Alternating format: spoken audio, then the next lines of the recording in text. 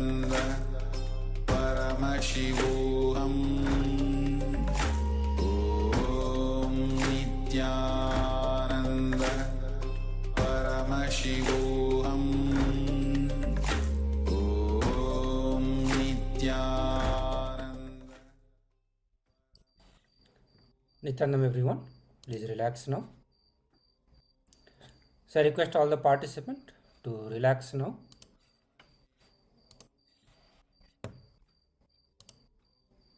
It is time to share the experience of your power manifestation. So now you can share your experience, what all the revelations that you received from Swamiji, which all the body part needed healing from you,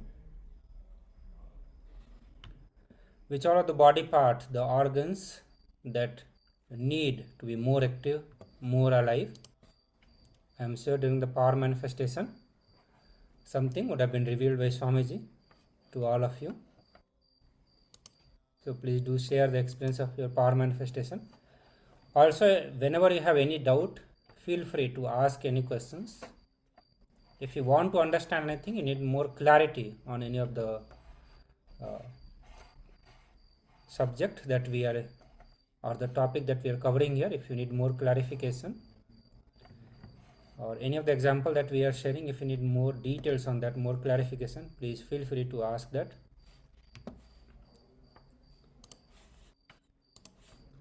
So now we have the next session where we are going to be learning, watching some of the revelations and truth from Swamiji, where Swamiji will be talking about be responsible and not just committed. So we are going to have a deeper understanding on what exactly it means by being committed and being responsible. So let us watch this video.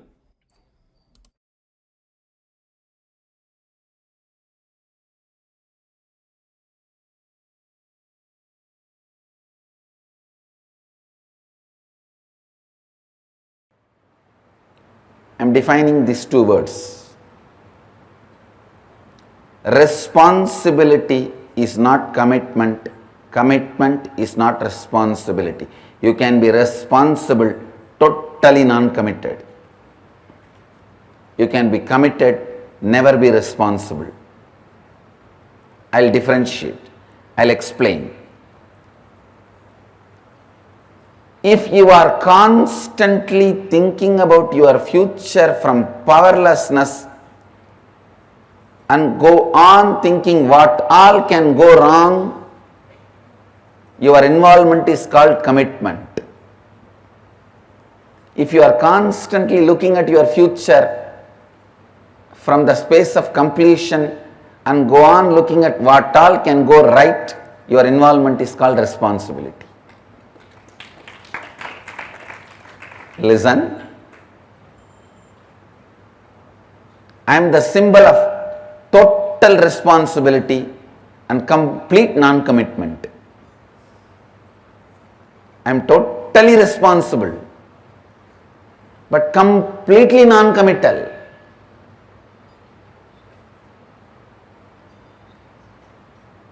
If just a devotee who has attended some free program sometime,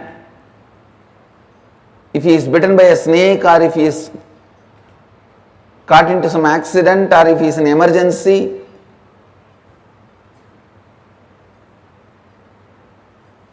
one phone call, I'll personally attend and talk to my secretaries or whoever and see to it that constantly is attended and I get the response back, whether healing or whatever, I can help. You will see that responsibilism. Same way, if you live around me, you can very clearly smell I am completely non-committed to the whole thing. Listen. any future plan which erupts out of the pattern, what all can go wrong is commitment. Any future plan which comes out of the completion, what all can go right is responsibilism. Responsibility. He asked me again, then what is accountability, Swamiji? I said, if you are constantly thinking from what all can go wrong, even if you are committed, you may be accountable, but you will not be accountable. You may be accountable, you will not be accountable. You will just stand and say, yes, this is what I am, what can I do? This is where I am.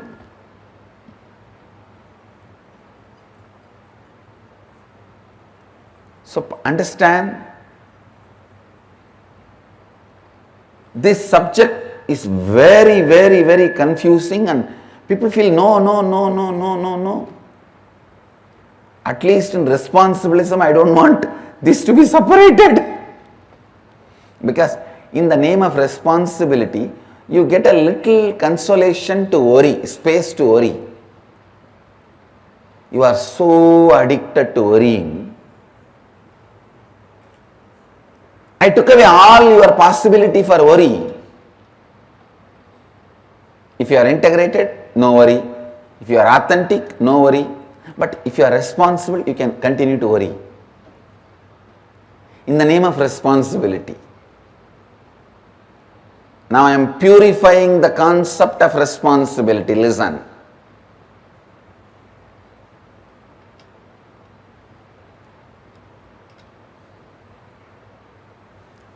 If you can move based on what all can go right. I am not saying don't look at what all can go wrong. You may not need to look at what all can go wrong if you look at what all can go right intensely. Looking at what all can go right,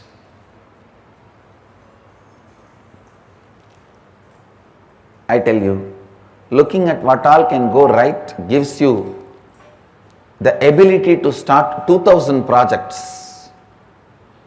Even if you win in 20, you will be in the space of unimaginable expansion. The mind which looks at what all can go wrong will not even move to the second project. People constantly say, from morning I was making this call, this. Understand. Even when you are doing some action, is your worrying pattern keeping quiet? Is your lust pattern keeping quiet? Is your fear pattern keeping quiet? Even when you are working, doing your work, all the three are functioning. Same way, instead of lust, fear, worry, why can't your planning, celebration, gratitude function?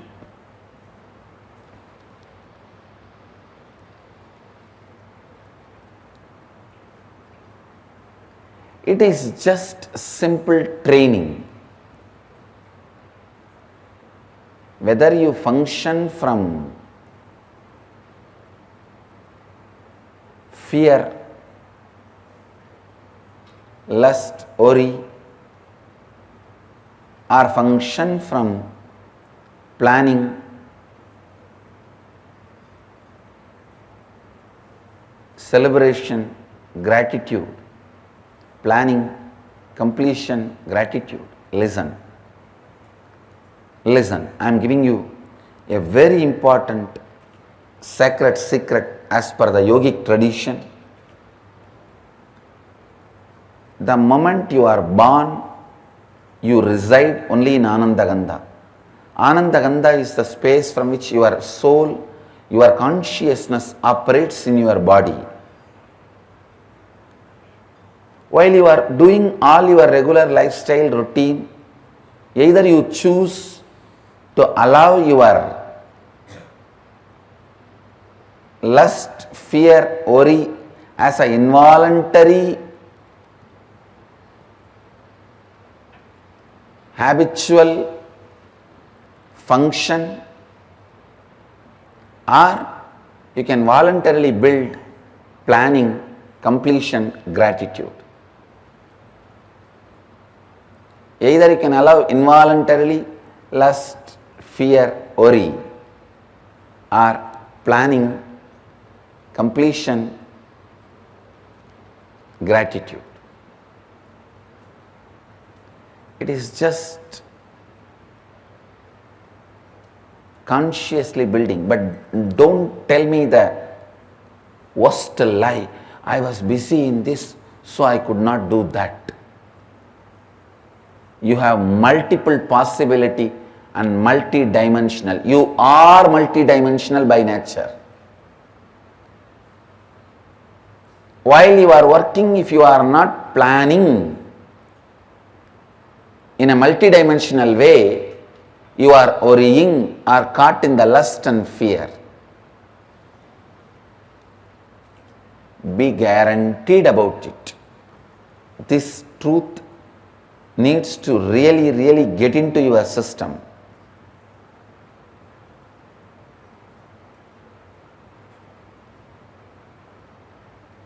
This truth need to really get into your system. Listen.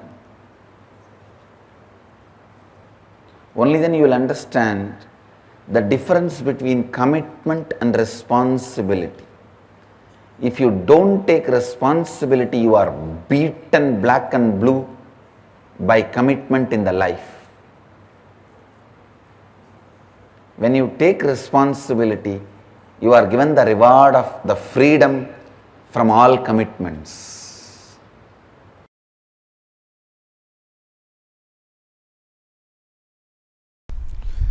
Cosmos works neither on communism nor on capitalism. It works on responsibilism.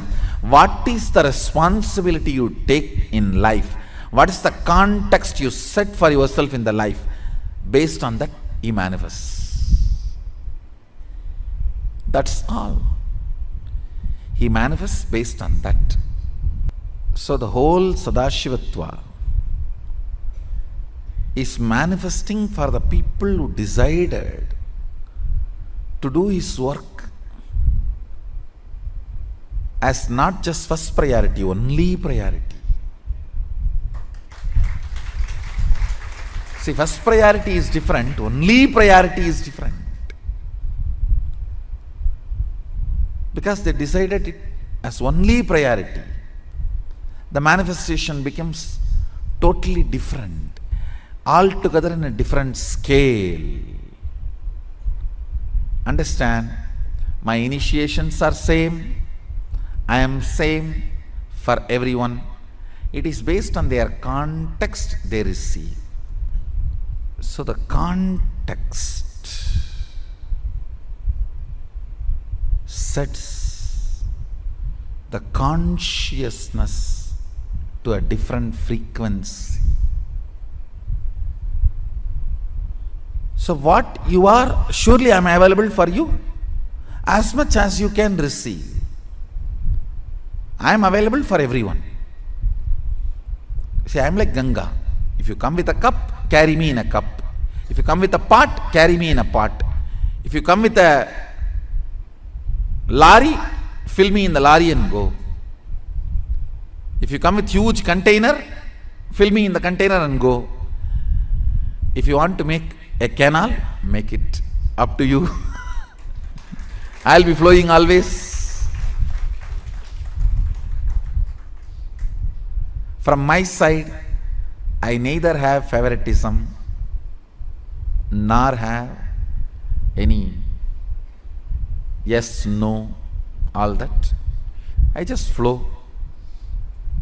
Whoever wants to take whatever responsibility. Responsibilism is the law of the cosmos. Whoever takes responsibility, enjoy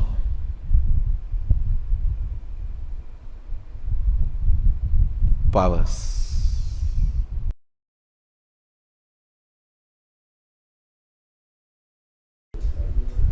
The more power manifestation, more divine you become. Understand? Shakti comes with buddhi. Only siddhi comes without buddhi. Shakti is mother, siddhi is stepmother.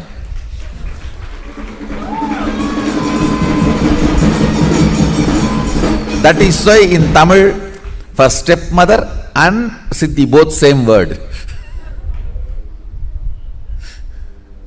Siddhi is chitti. Shakti is mother. Understand?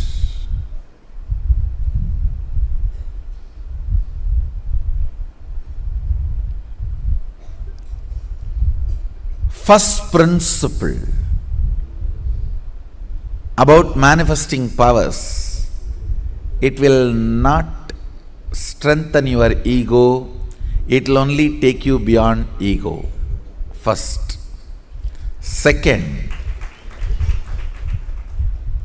manifesting powers means manifesting qualities, state and space of Sadashiva also. Understand? When you manifest powers, naturally the state of Sadashiva and space of Sadashiva starts manifesting in you. I have always seen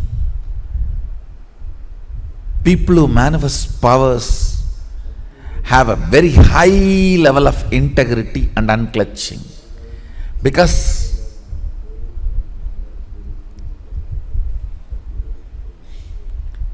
if they do not maintain that too, the power manifestation will stop.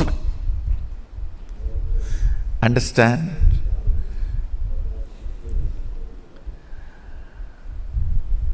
How much ever you would have paid to buy your cell phone, but unless you charge every day, it will not function.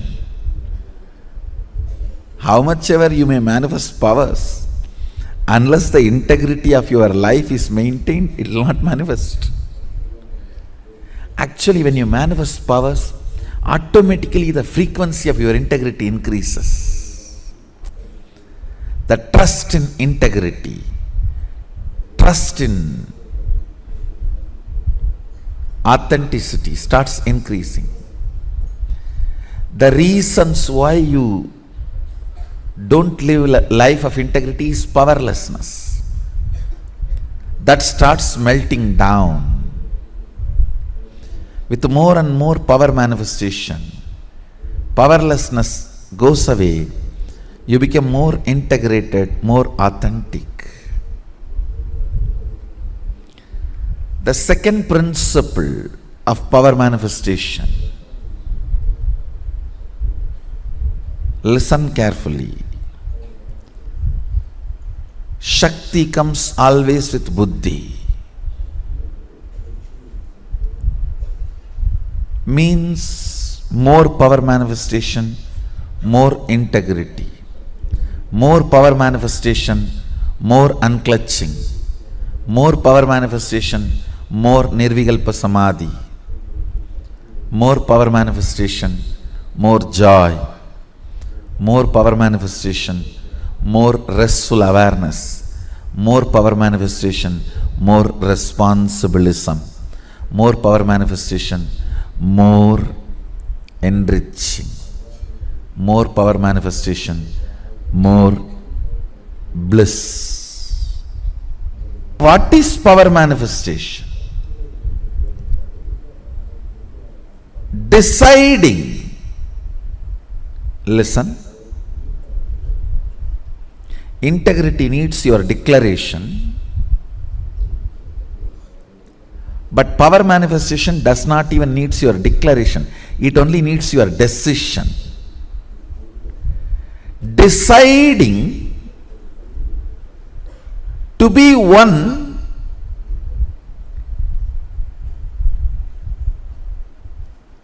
with the original source, Sadashiva, which is you, even when you don't understand.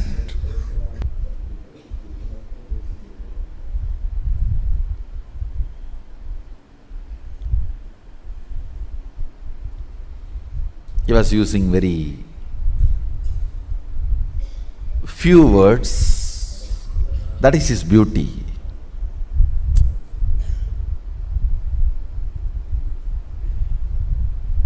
Just with few words, he will make that click happen. You know. First he was trying to tell that everything is one.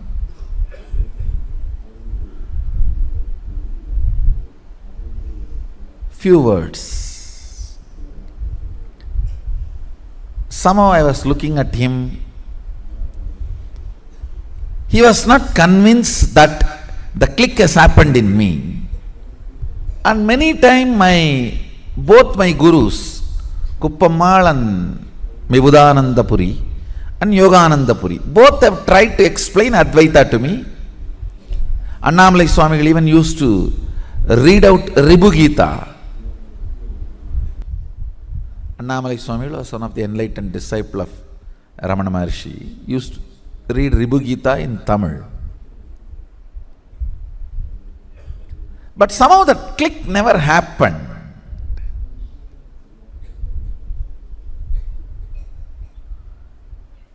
But just with few words,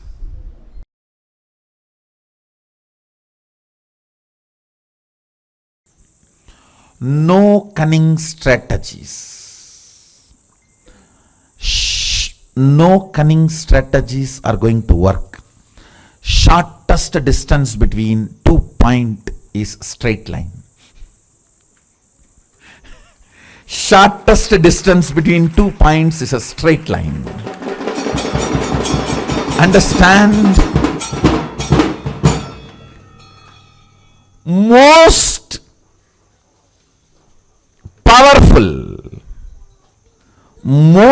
powerful strategy for manifesting wealth is integrity. Most powerful strategy. If you want 2-digit, 3-digit level money, maybe 1 or 2 lakhs or 1 or 2 crores, then cheating, stealing, all that may work. Robbing the bank, all that may work. But if you are really interested in living with wealth forever, living with wealth forever, the most easiest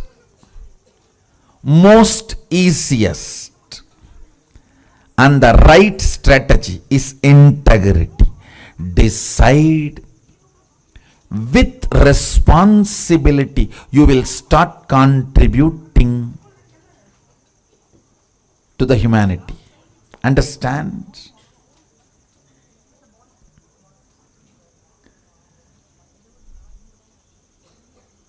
Manifesting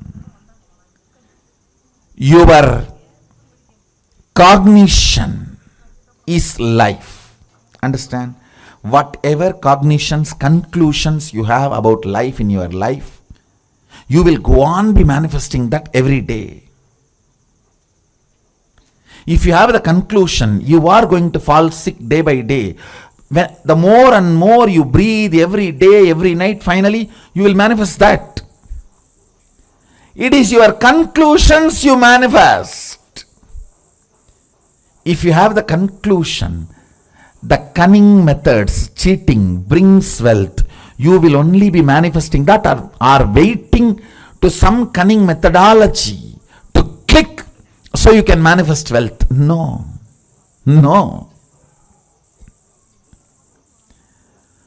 All waiting for cunning strategies to manifest wealth ends in frustration.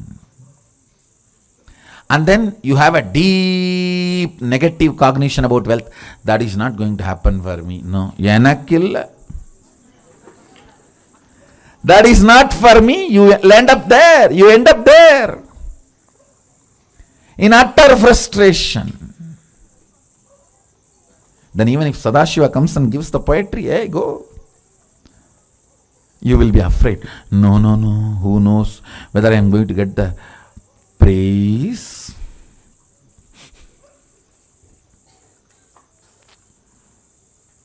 Or beating? Listen. Listen to this. Fundamentally, the first truth of awakening wealth consciousness, I am not giving you this as a teaching, I am giving you this as a software programming. Just internalize and come to this conclusion, that's all. You don't need to practice it. Anything you need to practice. Practice is a 4-letter word for me. Coming to conclusion is all I ask from you. No belief, no faith, no. Coming to conclusion, integrity. The first cognition you need to have, the first conclusion I request you to arrive. No cunning strategy will manifest wealth in your life. You may grab little currency through cunning strategies, but it will never become wealth of your life. I tell you, I am traveling all over the world. I am seeing all the culture, country, every background beings. Still now, I have heard at least about thousands of types of lotteries, but not seen a single man who has become permanently wealthy, rich by a lottery. Understand? I have not seen a single man who really became wealthy, stayed with his wealth through a lottery. No.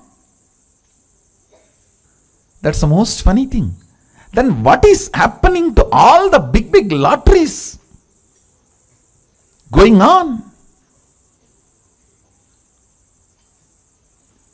The economy Sadashiva is teaching is neither capitalism, nor communism, or socialism. It is responsibilism.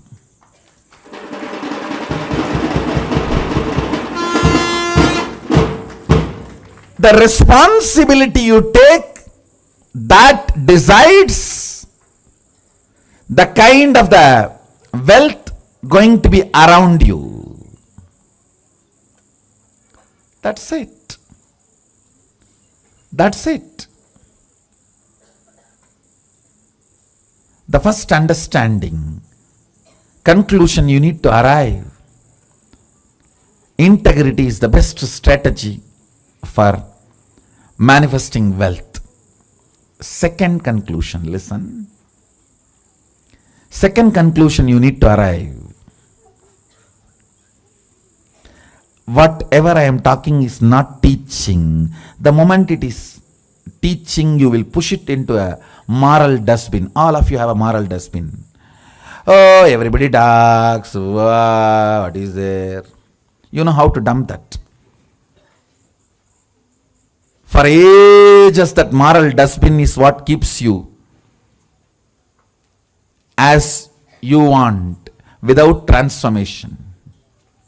You start, my mother all the times tells me to do yoga in the mat. It's growing in you. Anything you call it as teaching, you dump it in the dustbin and never do it. I am not giving you any moral teachings. Be very clear, don't push me into moral dustbin. No. I am talking to you. If you come to all these conclusions, you will live wealthy forever. And if you are not able to come to this conclusion, I will support you, help you by awakening your Kundalini Shakti to see these conclusions as reality. That's all.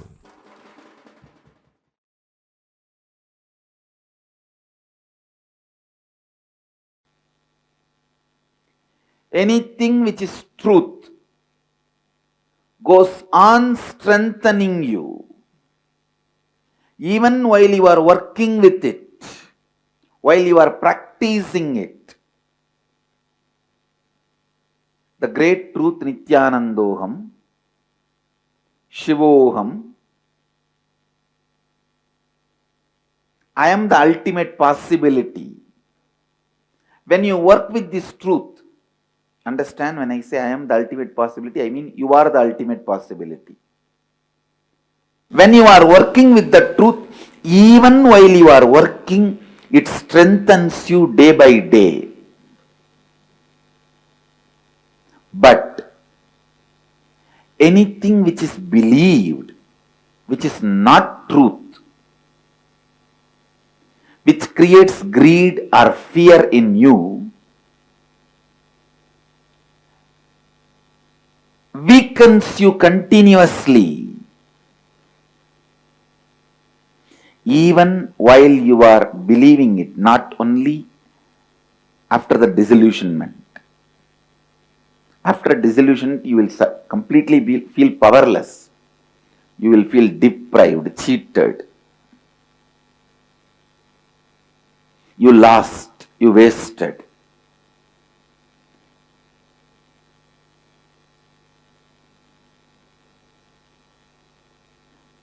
Not that only after you get disillusioned, you will feel cheated and deprived. Even while you are working with it, you will feel powerless.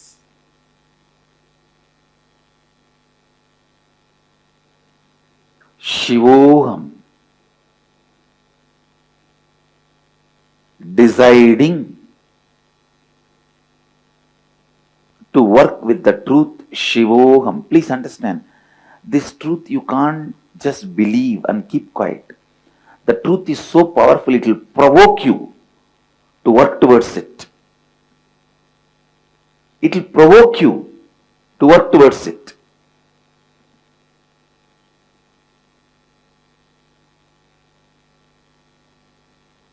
Truth uttered by the right person, listened by the right being, provokes you to work towards it. It can never be a one more sermon. No. Satsang is not sermon or discourse. After the discourse or during the discourse, you can be sleeping. Continue to be in slumber. But satsang provokes you. Neither during nor after you can be in slumber and sleeping. It provokes you. It awakens you. That's the right word I should use. It awakens you. While you are working with the truth, Shivoham, even while you are working, you have to take the responsibility for it. Don't expect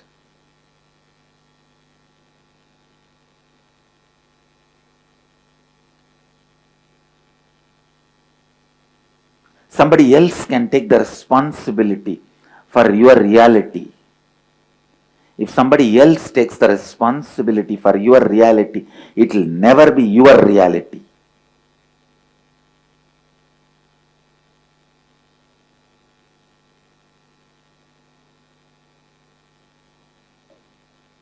Yes, Guru can take the responsibility to make you responsible, not for anything else. Guru can take the responsibility to make you responsible. That is why his love is never appreciated. His love is not the cozy, comfortable feeling you felt in the name of love in your life when you were young. The pattern you believe as love. You cry and your mom rushes you and gives you food or candy. Your dad rushes to you and gives you some sweet and toys, whatnot. Your aunt brings you clothes. Your uncle brings you gift.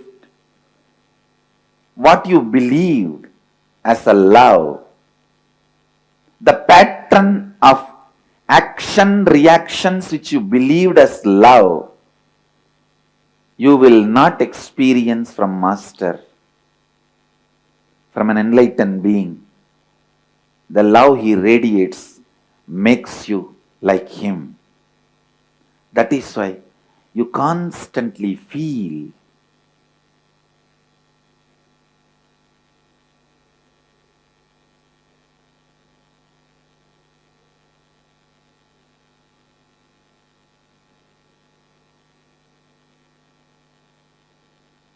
you will feel energized when you come near the Master, when you are in his presence, when you listen to his words, when you imbibe his presence. But you will not feel the so-called love. And if you feel what you felt as a love pattern from the young age, from the Master also, maybe he is giving you little time to settle down and become comfortable.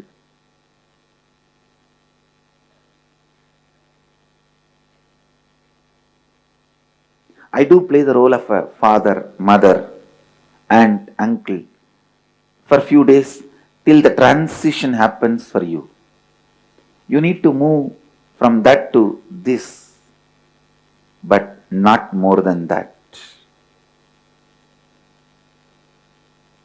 My love will make you responsible for the great truth of Shivoham.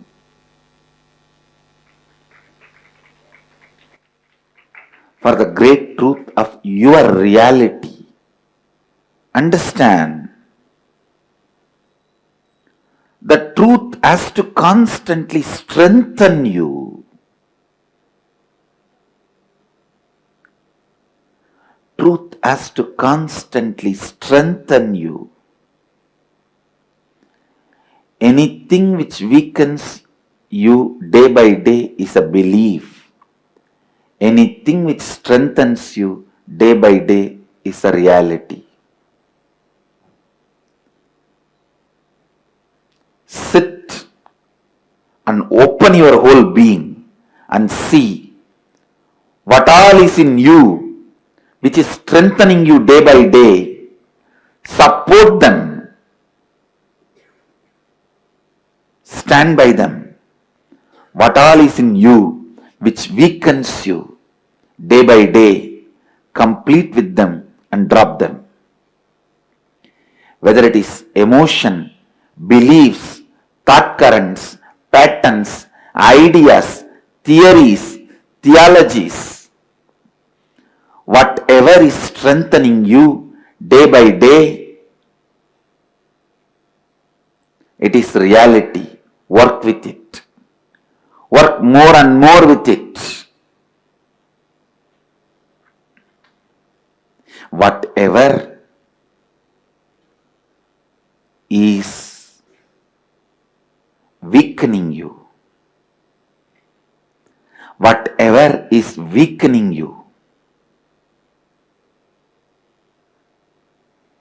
be very clear. It is beliefs. It is belief system. Beliefs weaken you while you are with it, after it leaves you. Both. Even after disillusionment, you will repent for wasting your time in those stupid beliefs. The first truth I want you to internalize today. Anything which strengthens you is reality. Cherish it. Meditate on it. Encourage it. Contemplate on it. Awaken it in you more and more and more. Take responsibility for it more and more and more.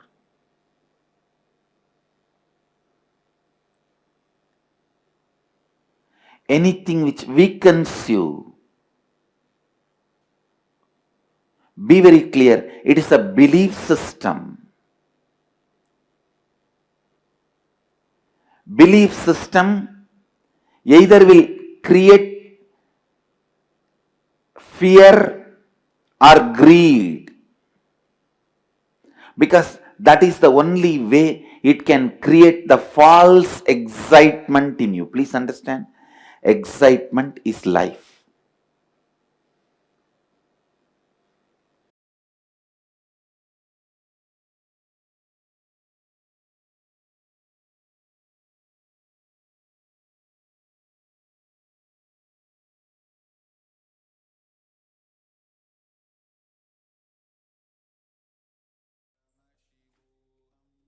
Yes, Nithyananda, and welcome everyone.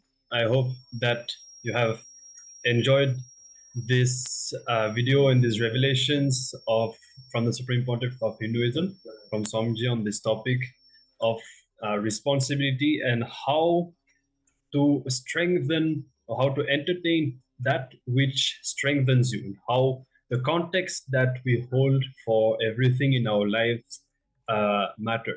So here, as we are exploring this principle and this power of responsibility, it's very important that we understand why we should grow more and more responsibility, and how to differentiate the power of responsibility from the common understanding of responsibility or it's a duty, and how when we align ourselves based on this cosmic principle of responsibility, we become more and more powerful, and we gain the capacity to influence every happening in our lives and ultimately design our lives as we want.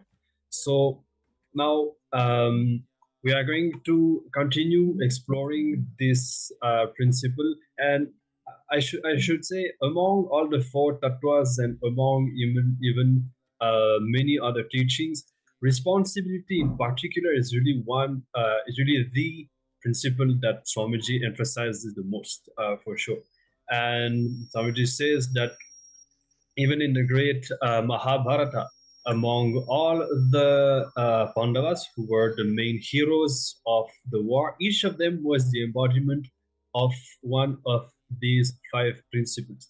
And Arjuna was the embodiment of responsibility. And that's why Swamiji says that it is this power of responsibility that made Arjuna so great, and that made him to achieve everlasting fame, even among his other brothers who were themselves extremely powerful and extremely brilliant. But this power of responsibility and responsibility that he has taken, this is what has made him achieve everlasting fame. And throughout uh, years of teaching, somebody has again and again emphasized the need for responsibility. So this is something, if we decide to take up even just a single teaching in our life to change any dimension of our life that we want, this principle and this power of responsibility itself is enough to literally reshape our entire life and completely reinvent ourselves and become the person that we want to become. Responsibility can help us manifest powers, achieve a relationship that we want, wealth, as we heard here in this video, how Swamiji reveals responsibility attracts the real wealth, the wealth that we cannot cheat even through lottery or by stealing. We may gain a bit of money, but only responsibility awakens the wealth consciousness, because of which we become truly rich and we enrich our life itself. And this wealth is something that stands the test of time. So this power of responsibility is surely one of the big takeaways that you can get from this Paramashivoham. And now we are going to be looking deeper with one more exercise and seeing how to apply this principle in a very easy way. We always try to make this exercise to facilitate for you to digest all these principles and apply them in the easiest way possible. So now, the next exercise that we are going to be doing, we're going to be looking into the difference between commitment and responsibility. And the key difference is really in the context that we hold.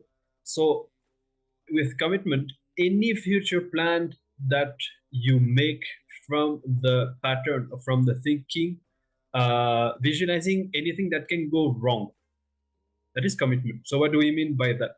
You think about what all problems that can happen and how to prevent them, and how to protect yourself from them, but essentially visualizing everything that can go wrong.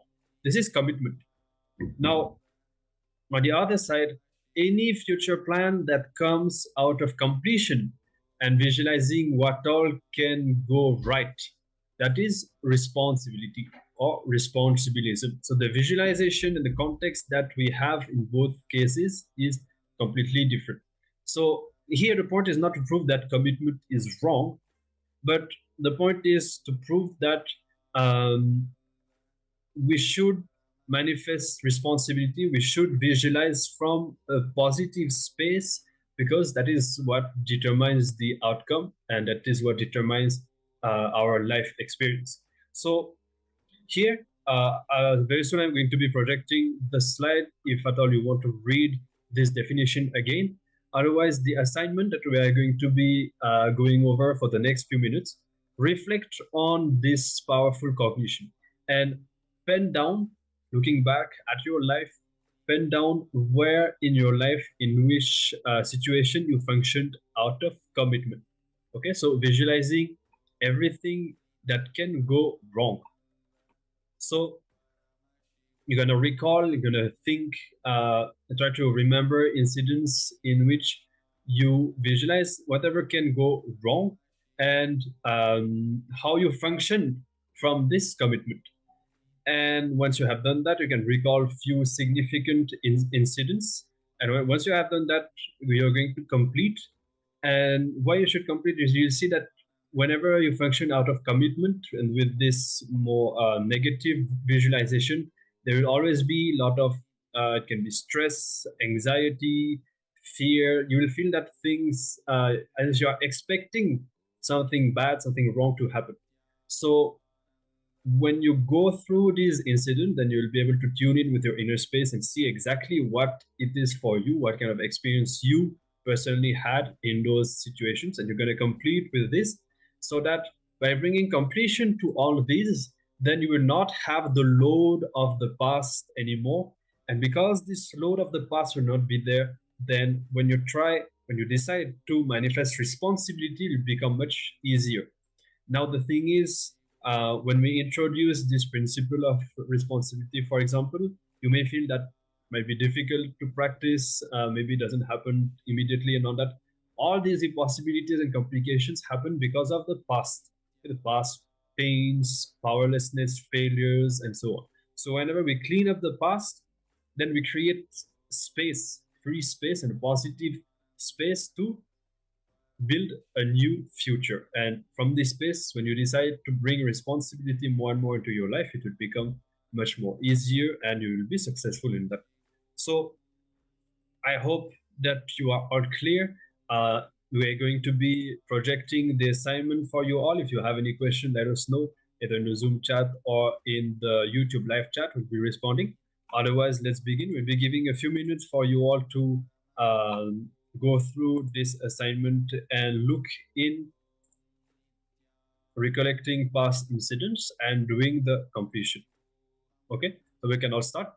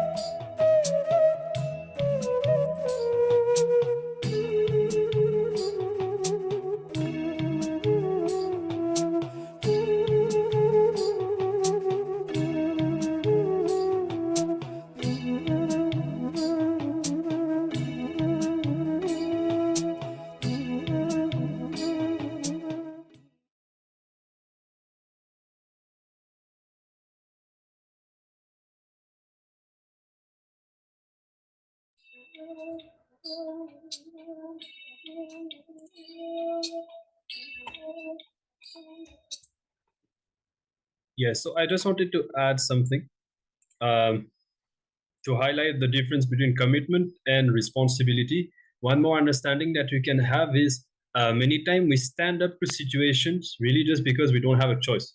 That is what we mean when we say, when we visualize what all can go wrong.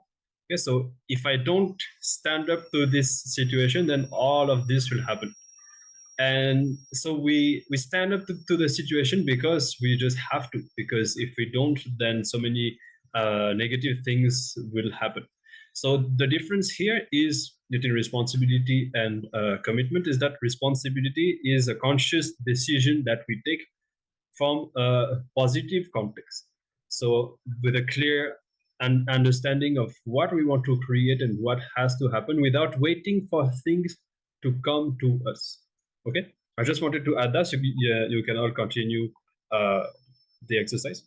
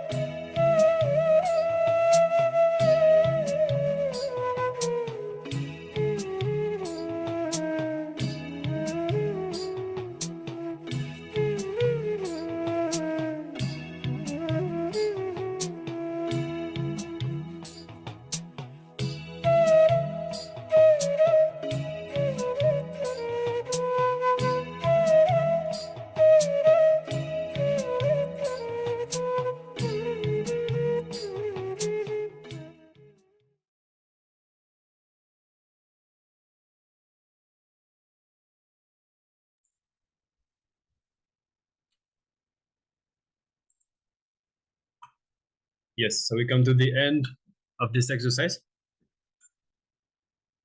I hope that you had clarity, that you're able to identify those incidents, and that you are able to complete with all the commitment related incompletions.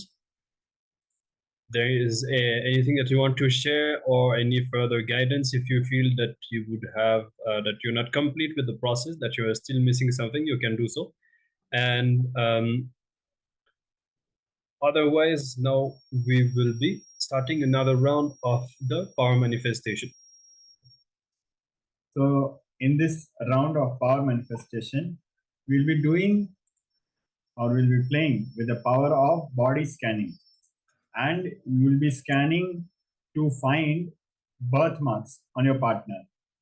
So quickly pair up with anybody in today's Paramashivoham program, or you can also decide on a certain celebrity and scan for birthmarks, and then you can cross verify from the internet this whether you scanned correctly or not.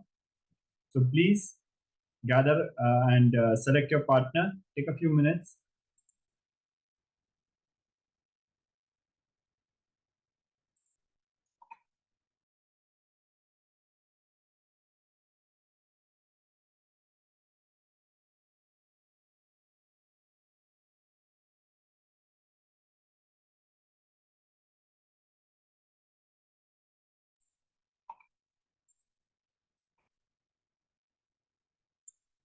So now, once you have found your partner, please sit relaxed in a comfortable seated position with your head, neck, and spine in a straight line, and chant the Mahavakya, Om Nithyananda Paramashivoham, intensely reverberating with the presence of Swamiji in your third eye.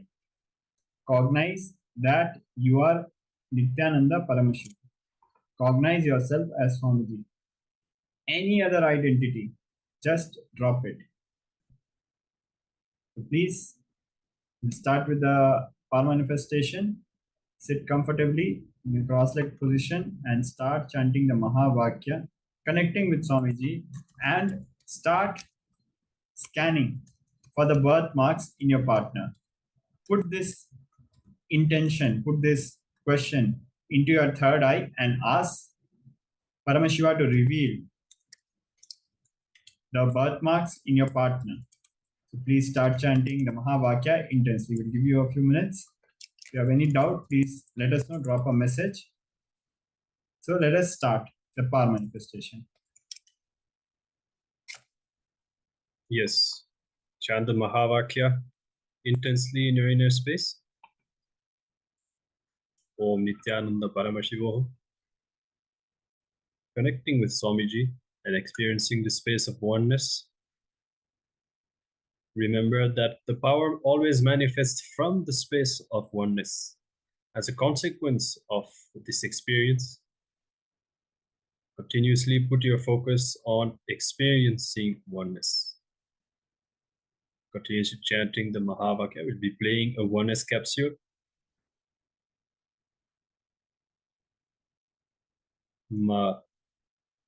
My Elizabeth Silva is asking, we are doing third eye scanning for birthmarks. That's right. That's right, Ma Elizabeth. So you can pair up with anyone with any other participant, or you can pair up with you can actually select a celebrity and do the body scanning of that celebrity to check for the birthmarks, and then you can verify with the public information. And so this is a power manifestation of scanning for the birthmarks. Okay. So if you have decided whom to scan, Masangita is saying that she'll pair with my Elizabeth. Okay, that is good. If my Elizabeth is okay, if you're able to communicate with each other, then you can start. You can scan each other simultaneously. Okay, so while one is scanning the other, you can both do it simultaneously. we'll start the oneness capsule for you all, and you can start manifesting the power.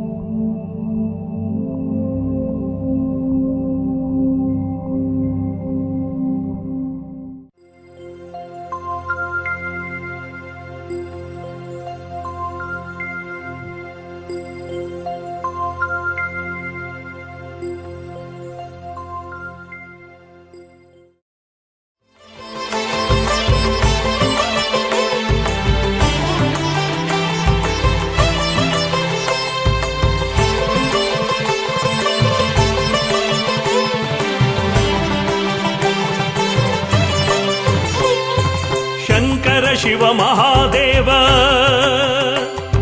त्रिशूलधर Mahadev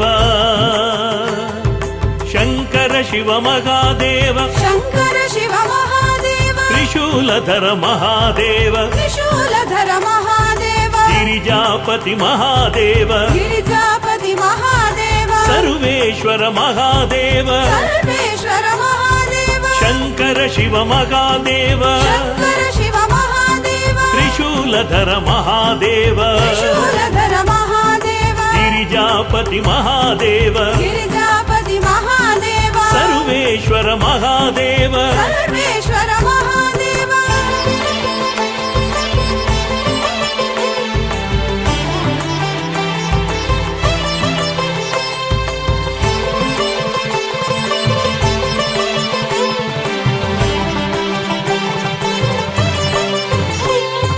Mrityunjay Mahadev Gangadhar Mahadev Mrityunjay Mahadev Mrityunjay Mahadev Gangadhar Mahadev Gangadhar Mahadev Jagdishwar Mahadev Jagdishwar Mahadev Karunakar Mahadev Karunakar Mahadev Mrityunjay Mahadev Mrityunjay Mahadev Gangadhar Mahadev Gangadhar Mahadev Jagdishwar Mahadev Jagdishwar Mahadev Karunakar Mahadev Karunakar Mahadev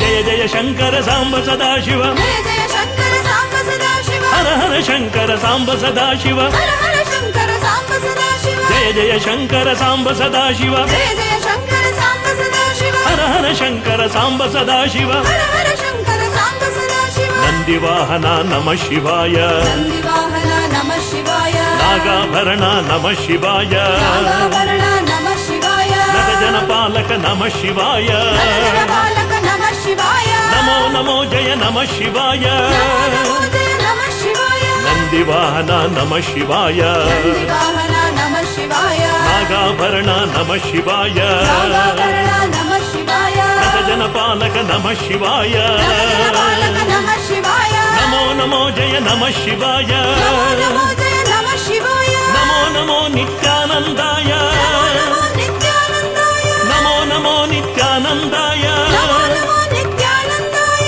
Namo Namo नित्यानन्दाय NaMo नित्यानन्दाय Namo Namo नित्यानन्दाय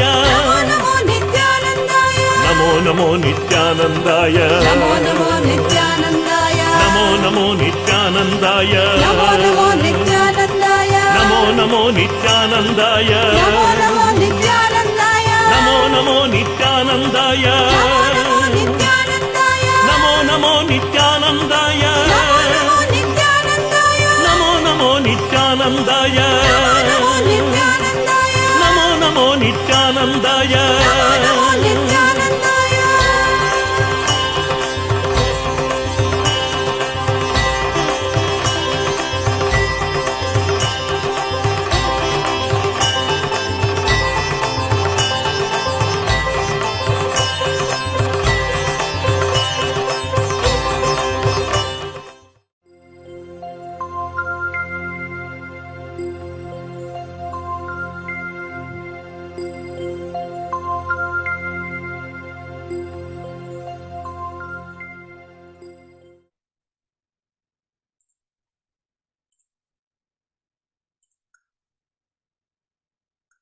Yes. So Ma Sangita and Ma Elizabeth, you can share with each other what you have been able to see through the third eye, and you can verify whether the power manifestation has successfully happened. I wanted to give a few more insights on why we are doing this power manifestation today. Okay, this scanning another person and finding the birthmarks on somebody else. So how is this connected to responsibility? The main thing with responsibility is that we have to expand and we include more and more people in our lives. We have to open ourselves to including people. So this power manifestation and when we connect with someone, okay, just give me one moment. My Elizabeth, yes, actually, Ma Sangita was saying that she was going to scan you. Maybe you have not scanned Ma Sangita, that is fine. But I think that Ma Sangita was scanning you, and that she will. So she's saying that you might have a birthmark on the right arm. So that is true. You can let her know. You can tell whether you have a birthmark or not on the right arm.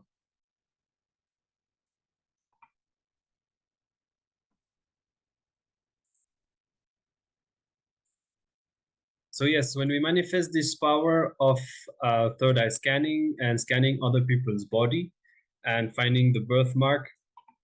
Oh, great. So Ma Elizabeth is saying yes, that she is actually having a birthmark on the right arm. So great. That's great, Ma. Congratulations, Ma Sangita. You've been successful in seeing the birthmark. That's great. You can celebrate that.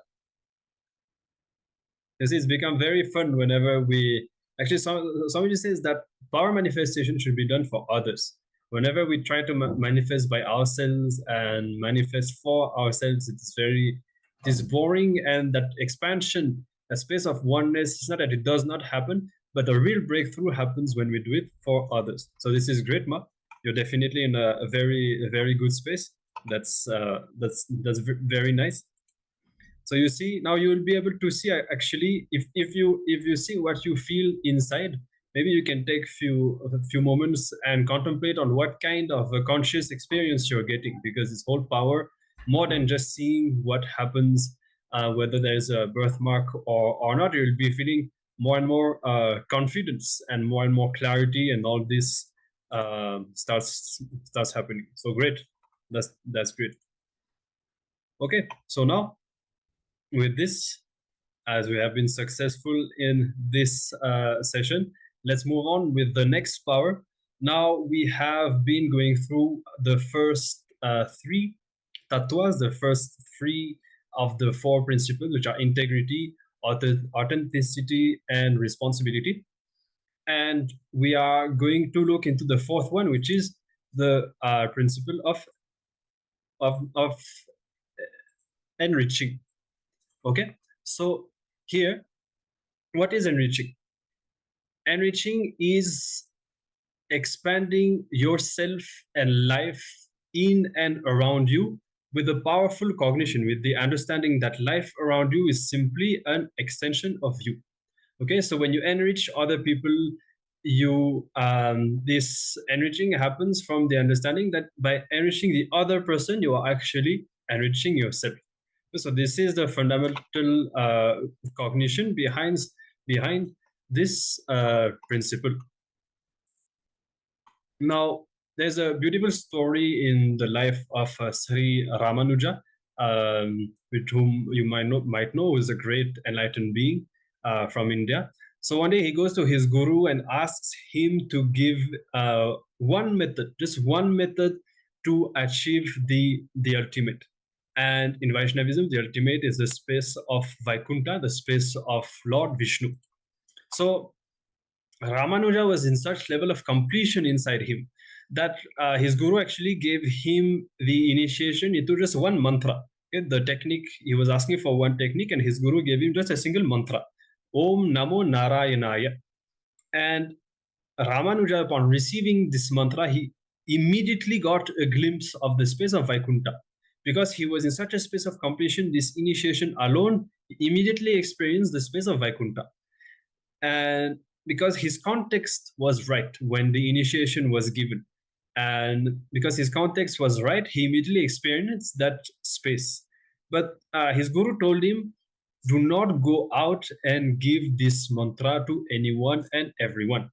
Otherwise, you will go to hell and they will go to Vaikuntha. So this is a warning that his guru told him after giving this mantra to him. And he further told him, whenever you experience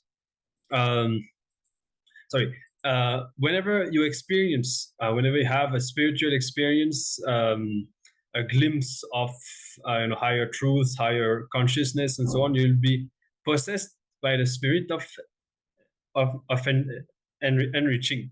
You'll be having so much energy that you just need to share. You just need to stretch yourself towards other people. And this is exactly the space that Ramanuja was in upon receiving this mantra and having this experience. So he ran to the temple tower and he stood on the roof and started calling everyone and saying, come on, I have a secret technique to achieve Vaikuntha. If I teach you all this, I might go to hell, but you will all go to Vaikuntha. So please learn.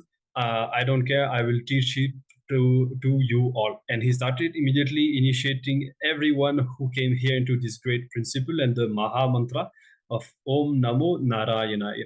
So what do we get from this story? Even though his guru told him, do not share, do not tell anyone, because otherwise you will be going to hell. His experience was so much and the space of enriching was so deep inside him that he did not care, and he just went and started sharing this experience with everyone. So we'll be looking deeper into how we can experience this power and how that relates with this story as we continue in this session. So it must have happened with many of us that sometimes you get something and we are so excited and so wanting to share it. Because whenever you think others are separate and you are separate, what we go through is a basic flaw of life. What you have about you, that same only you will have for others. So, for example, if you give up upon yourself, it can be guaranteed that you will give up upon others. If you don't give up upon others, you will not give up upon yourself as well. So this is the power of enriching. Enriching is not just a principle or a theory. It is a very practical, real science which happens each moment as we are breathing. The good news is we understand, because of Swamiji initiating us in this science, now we are able to understand what is enriching. The reason why we should go on enriching is not because it's a moral principle, it's because it's a truth of life. The moment when we are convinced that life is for others, all the sufferings in our hearts will just leave.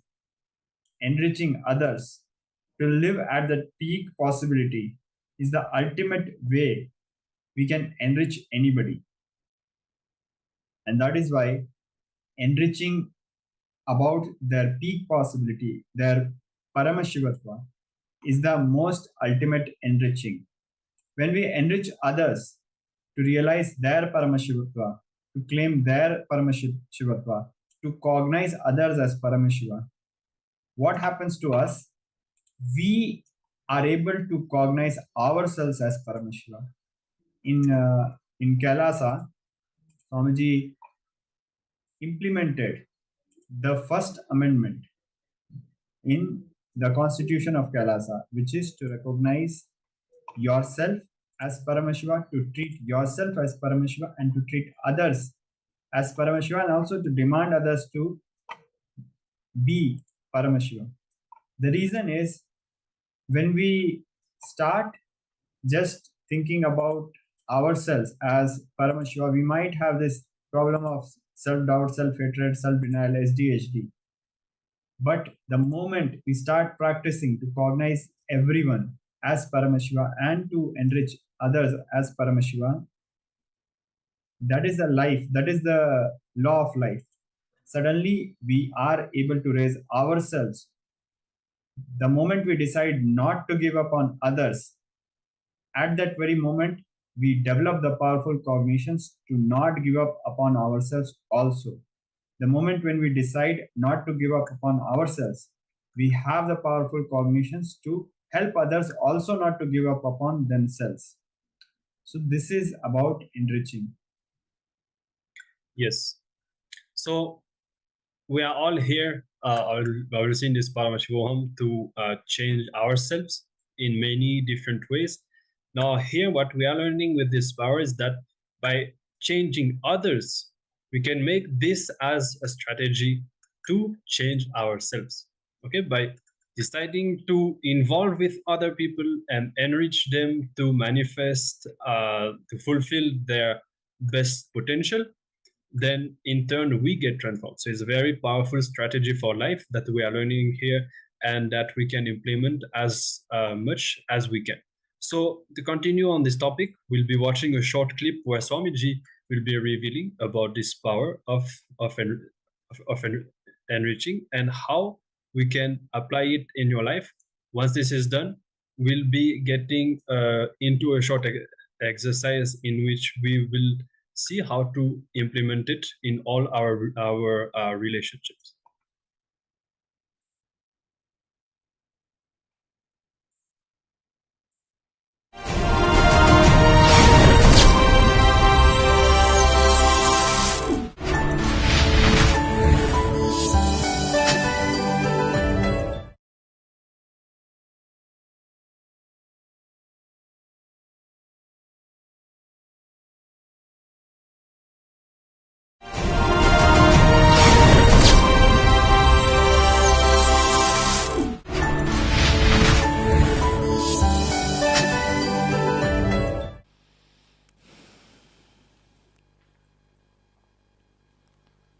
Let us start.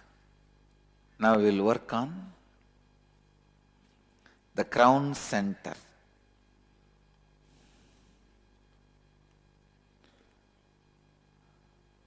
The thought current of discontentment, frustration.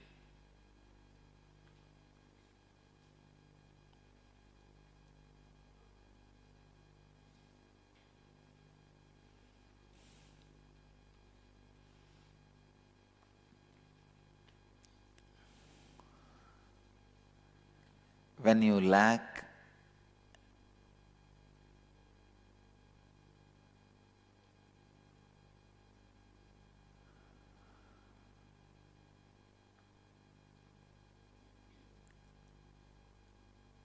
involving with others' life, the crown center collapses. Please understand.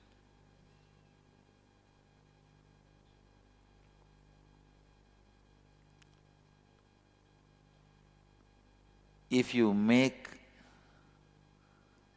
the responsibility as a lifestyle, involving with others' life with responsibility,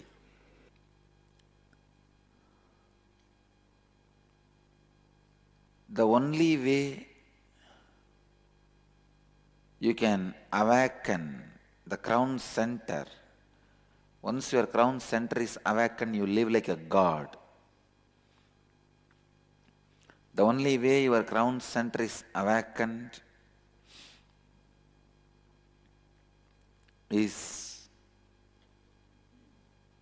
by living the fourth fundamental truth about living enlightenment, enriching yourself and others continuously.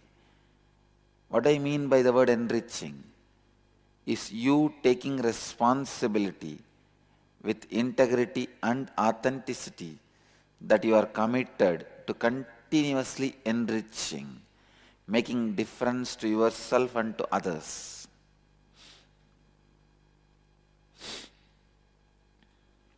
Listen. You taking responsibility with integrity and authenticity that you are committed to continuously enriching, making a difference to yourself and to others.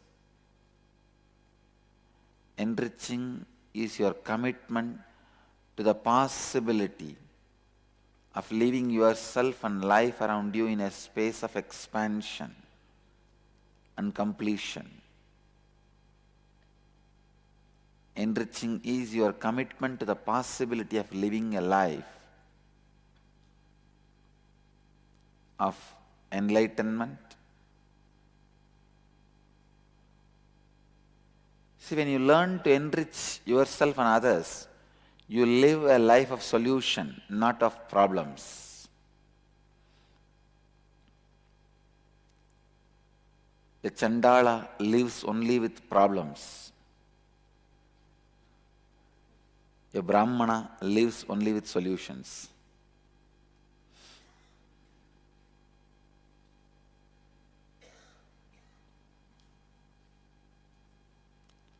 Kshatriya makes problems, Vaishya solves problems. But even Vaishya and Kshatriya does not have solution. They take it only from Brahmana. Enriching is your commitment to the possibility of being superhuman, living continuously the divine consciousness.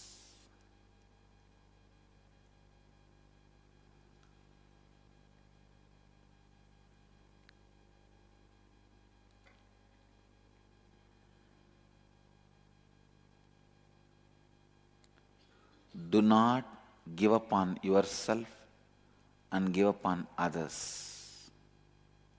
That is the secret of enriching. Understand? Don't give up on you and don't give up on others. Meena Joshi is asking, Swamiji looks very tired, like he needs a good sleep. How is he going to meet 280 questions for Kalabhairava? Meena Joshi, don't worry. Once Kalabhairava enters, sleep, everything disappears. I myself disappear. What about sleep? Meena, you don't need to worry. Kalabhairava handles. Akashic reading is the easiest thing for me. I just need to keep quiet. He will do the whole thing.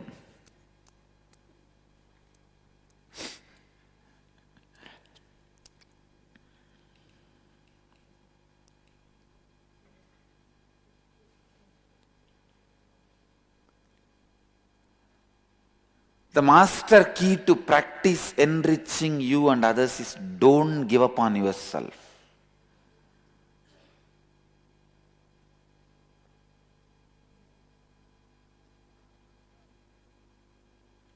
I don't give up on me and I don't give up on others.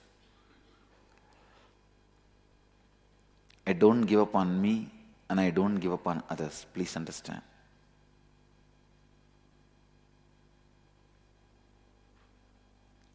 How strongly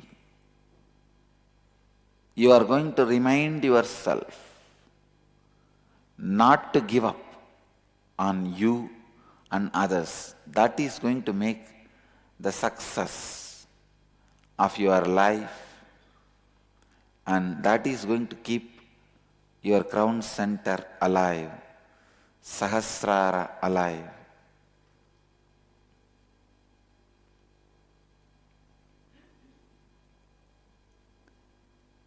Let's work on this exercise, then you will understand this tattva, enriching others.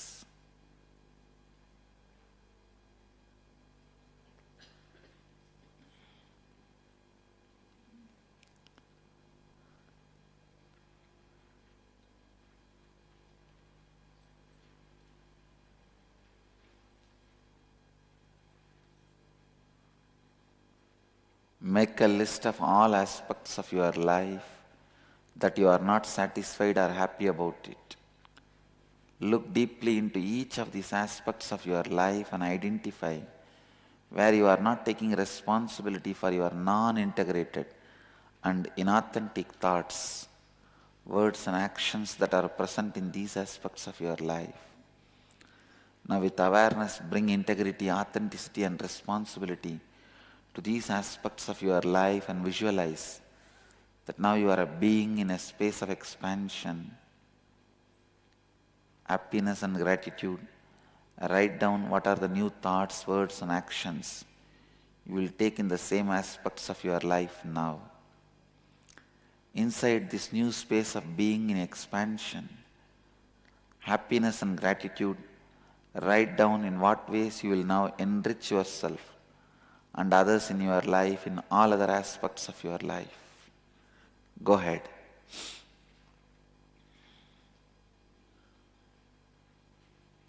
Sahasrara collapses when you are not satisfied, you are not happy with your life.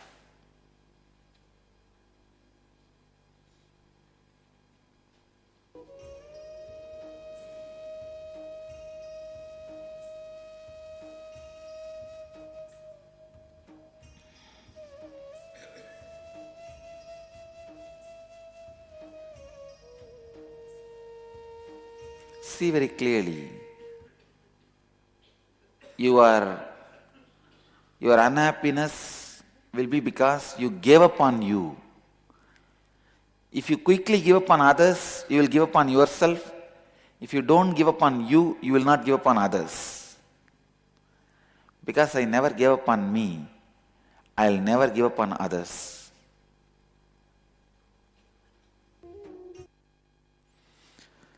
Three more minutes. Still how many are writing? You have 3 minutes, finish.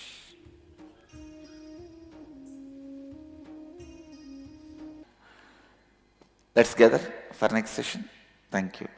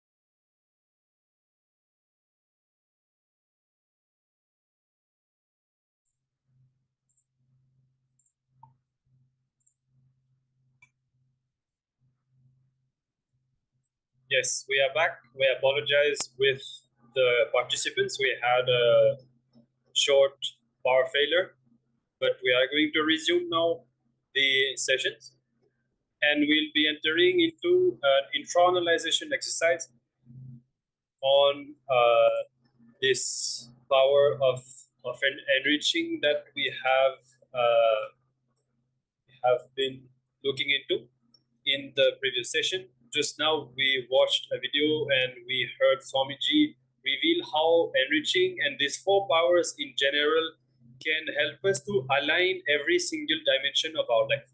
So, if we really master these four powers and if we really learn how to implement them and how to diagnose in which areas of our life we are missing in which principle, we will be empowered to redesign our life with these four principles. So this is really something that is worth investing time on.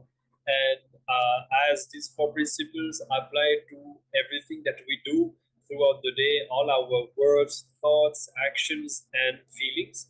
So now, specifically focusing back on enriching, and enriching, Swamiji says, is the strength of the new life happening to you.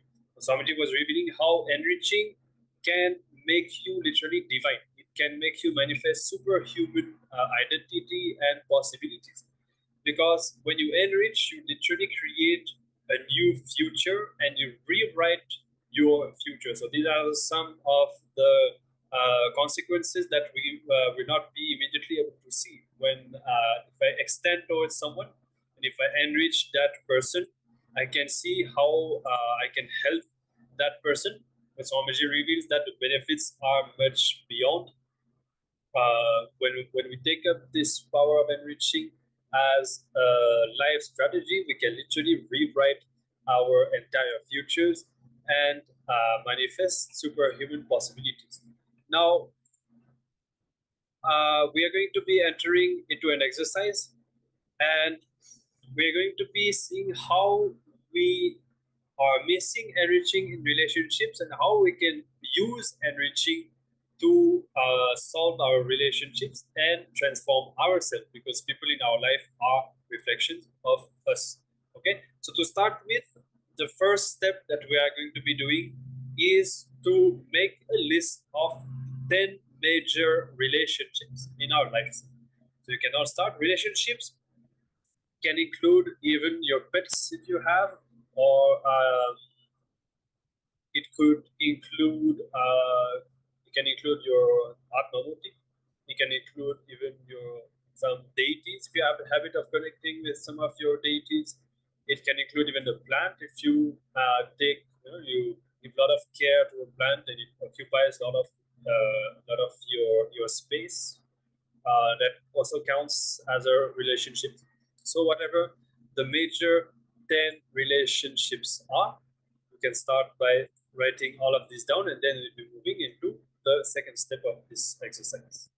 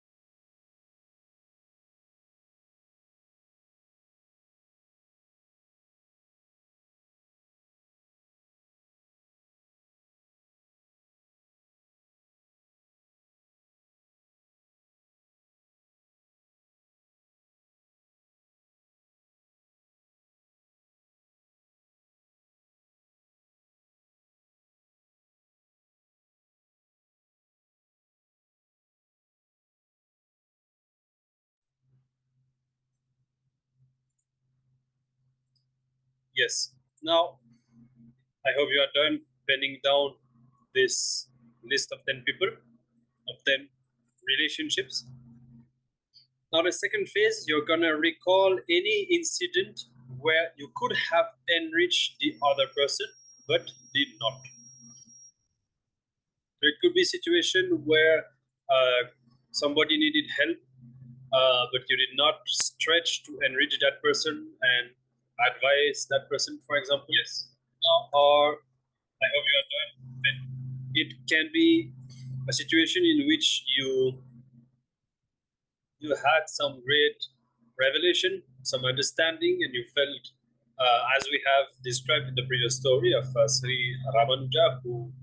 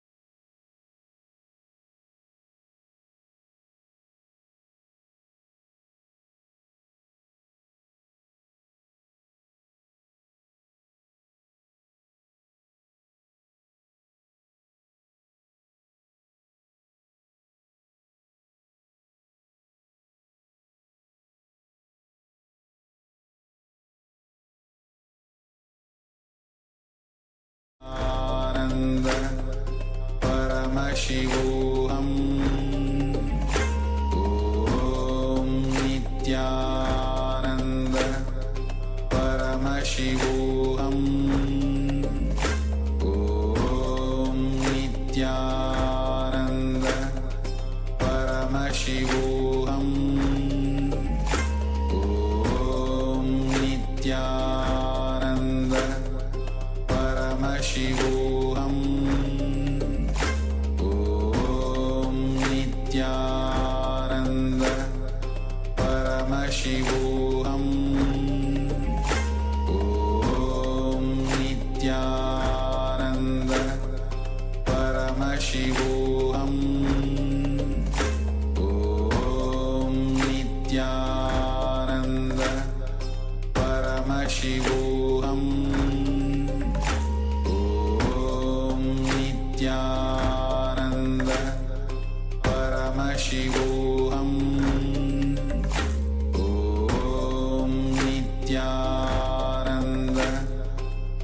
Paramashivoham.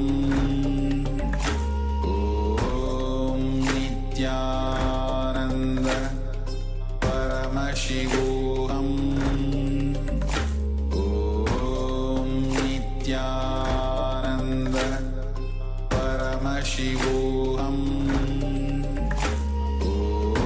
Om Nithyananda. Paramashivoham. Om Nithyananda. Paramashivoham. Om Nithyananda. Paramashivoham. Om Nithyananda. Paramashivoham. Om Nithyananda. Paramashivoham. Om Nithyananda. Paramashivoham. Om Nithyananda. Paramashivoham. Om Nithyananda. Paramashivoham. Om Nithyananda. Paramashivoham. Om Nithyananda. Paramashivoham. Om Nithyananda. Paramashivoham. Om Nithyananda. Paramashivoham. Om Nithyananda. Yes, we are back. We apologize for the short interruption that we had. We'll be facing power issues, but now this is stabilized. We are back, so we are going to be resuming the exercise that we were doing. The first phase that we have done was to pen down the list of the 10 major relationships in our lives. Now, in the second step, you are going to recall any incident where you could have enriched the other person but did not. So I was saying, it could be a situation where somebody needed help or support, but you did not extend yourself to and stretch yourself towards that person. It could be a situation where you had some great understanding, revelation, but you did not share it with others. You kept it with yourself. It could be other situations as well. I gave few examples. So you can look into these relationships and identify all the incidents in which you did not enrich the other person, and then we will be moving on to the next phase, and we will be completing with all of this and creating a new space and implementing enriching as a strategy in our lives. Okay, so you can all start this second step of the exercise.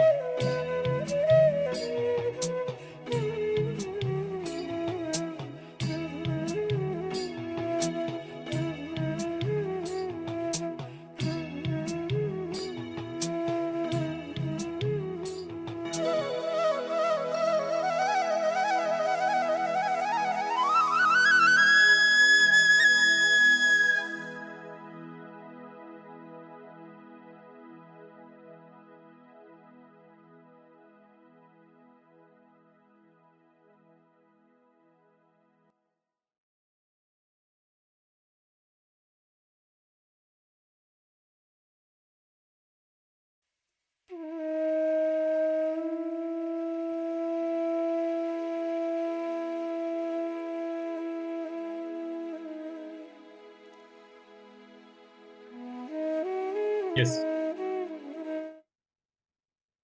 So now, if you have recalled all these incidents, we are going to be moving to the next phase. And now be completing with all these incidents by declaring that you will enrich those relationships from now onwards. So wherever you had the opportunity of enriching someone but you did not, now you'll be completing by declaring that you will be doing it.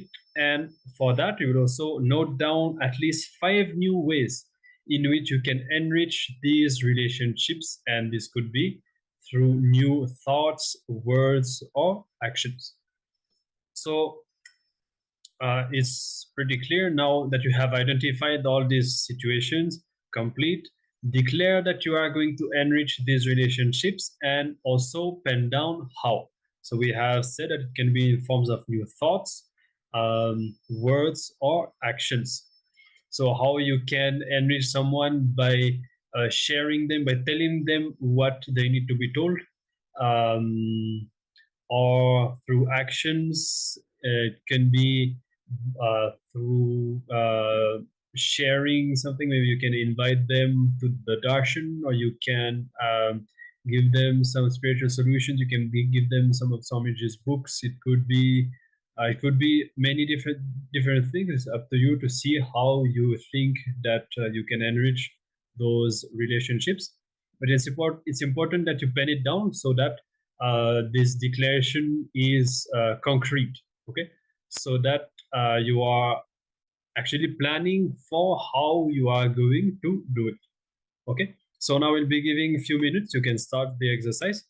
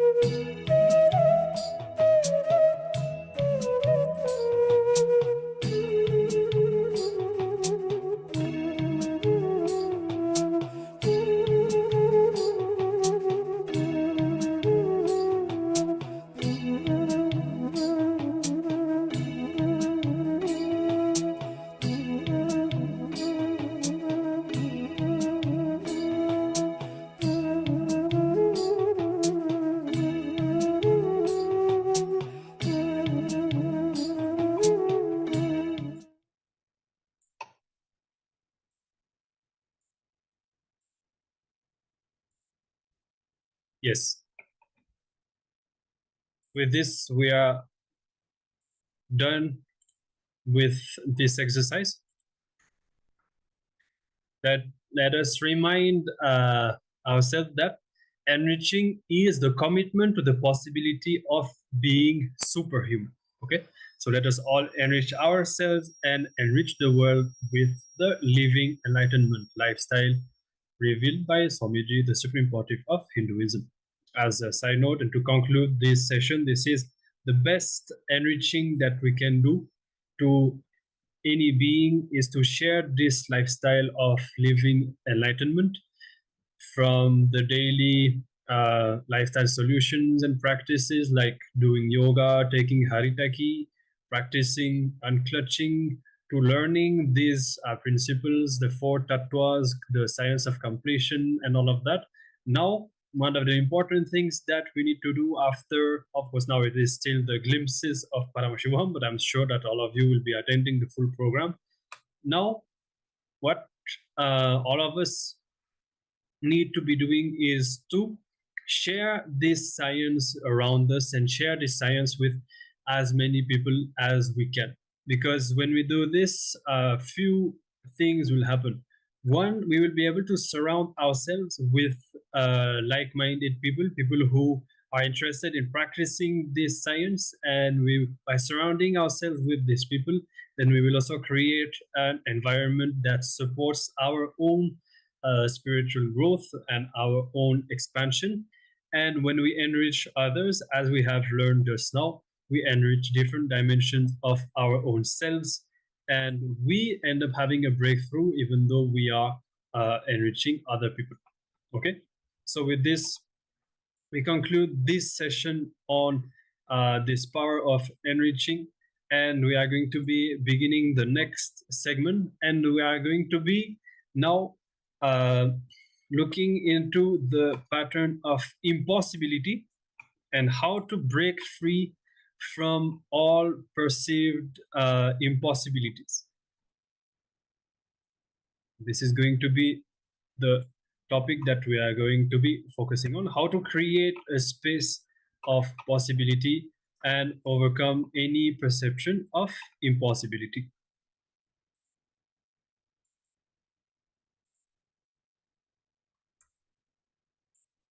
So to start with, let us look into a few important truths.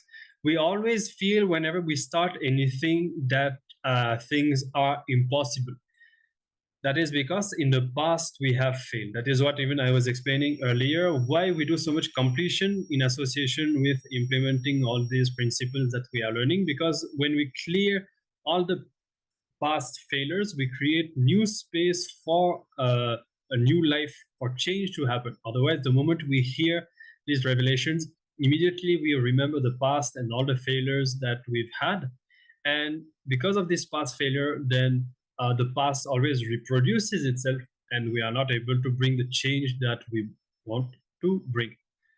So we always forget why we failed in the past.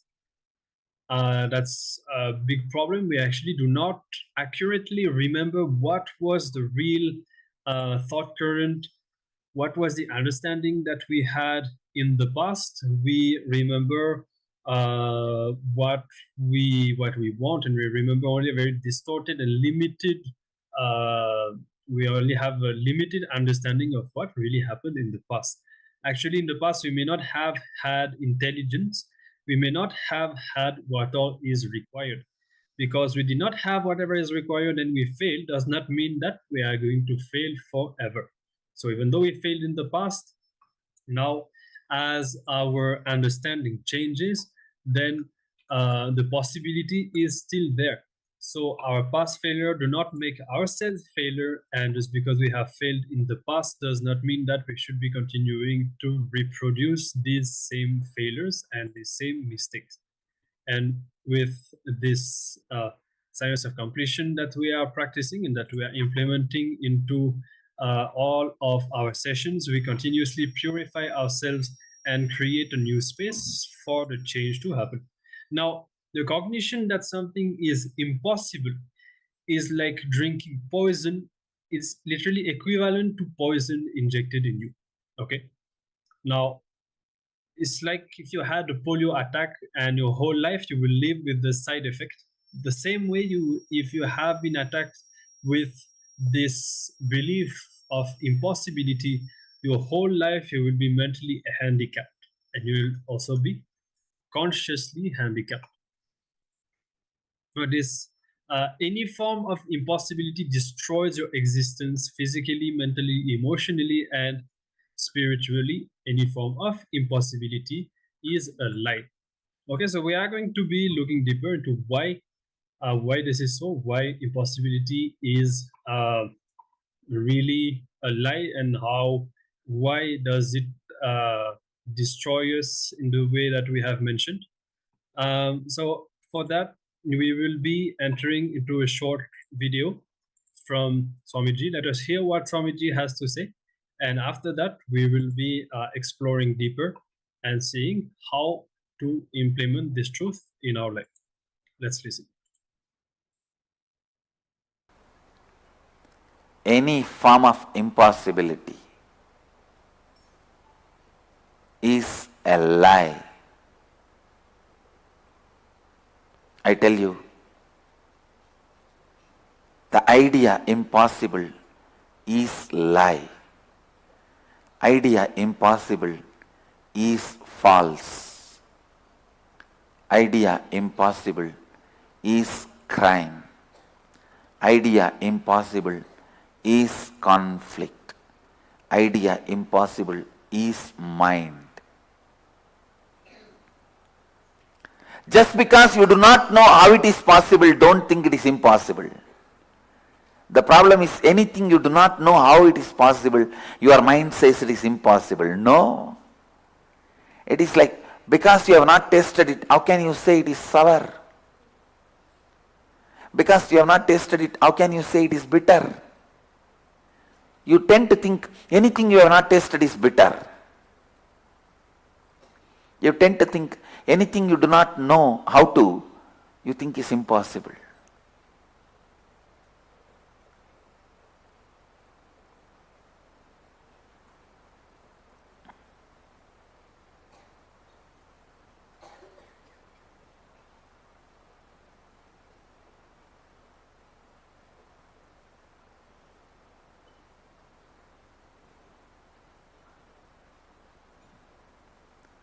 Complete with the idea of impossibility. Complete with the concept of impossibility.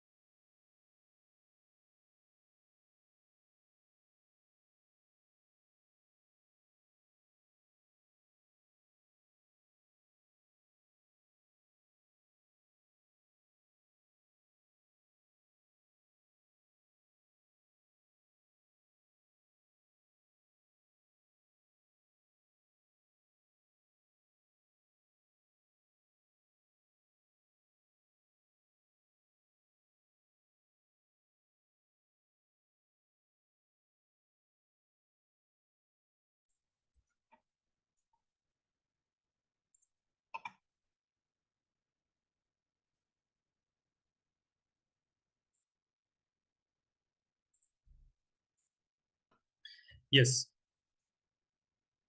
So as Swamiji says, impossibility is really just a perception. Just because we do not know how to execute something, how to realize something, does not mean that this thing is impossible. But unfortunately, our mind is such that we strongly believe that things are impossible, and then we live with this cognition throughout our life. So how to complete and how to break this pattern? Swamiji says, stand up powerfully without listening to any form of impossibility shouted by your mind towards you. Any form of impossibility screamed at you, any form of impossibility shouted at you is a crime committed by your mind. So this is the way to face impossibility.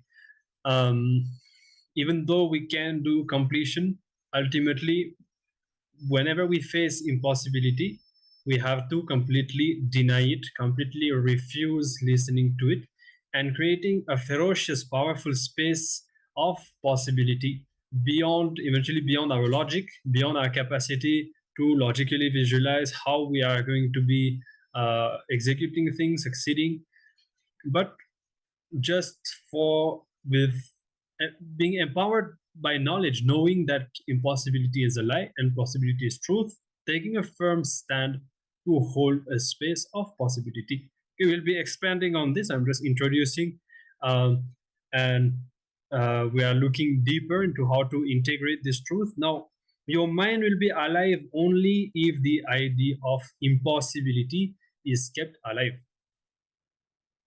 This idea of impossibility is really the foundation of your mind. By your mind, what do we mean here? It's the totality of the restricting thought currents that we face every day. Swamiji actually says that the mind is not a thing. The mind is not an object. Just like we have a body and we have a consciousness, the mind does not have an existence of its own. The mind is actually an action. The mind is the compulsive unconscious thoughts that are fueled with this idea of impossibility. It's the main characteristic of our mind. It is this idea of impossibility. Now, we need to compete again and again and again with this cognition of impossibility, and whenever it springs, whenever we face it in our life, we need to deny it, and we need to refuse to believe in it and refuse to give it more power than we have already given it.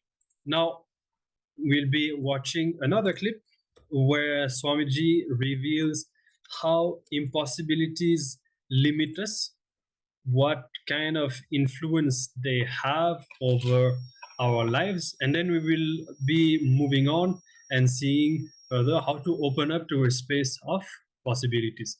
Let's listen.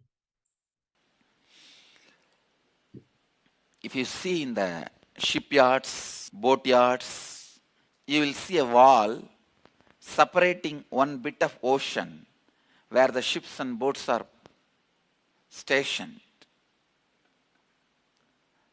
That small wall gives the feeling that area is separate from ocean to protect the boats from the high waves. If the wall is broken, that shipyard and the ocean is one and the same. Same way, the idea of impossibility separates you from the cosmos, separates you from the God. Whenever you say, this is not possible for me, you are a human separated from God. And please understand, breaking the boundary of impossibility.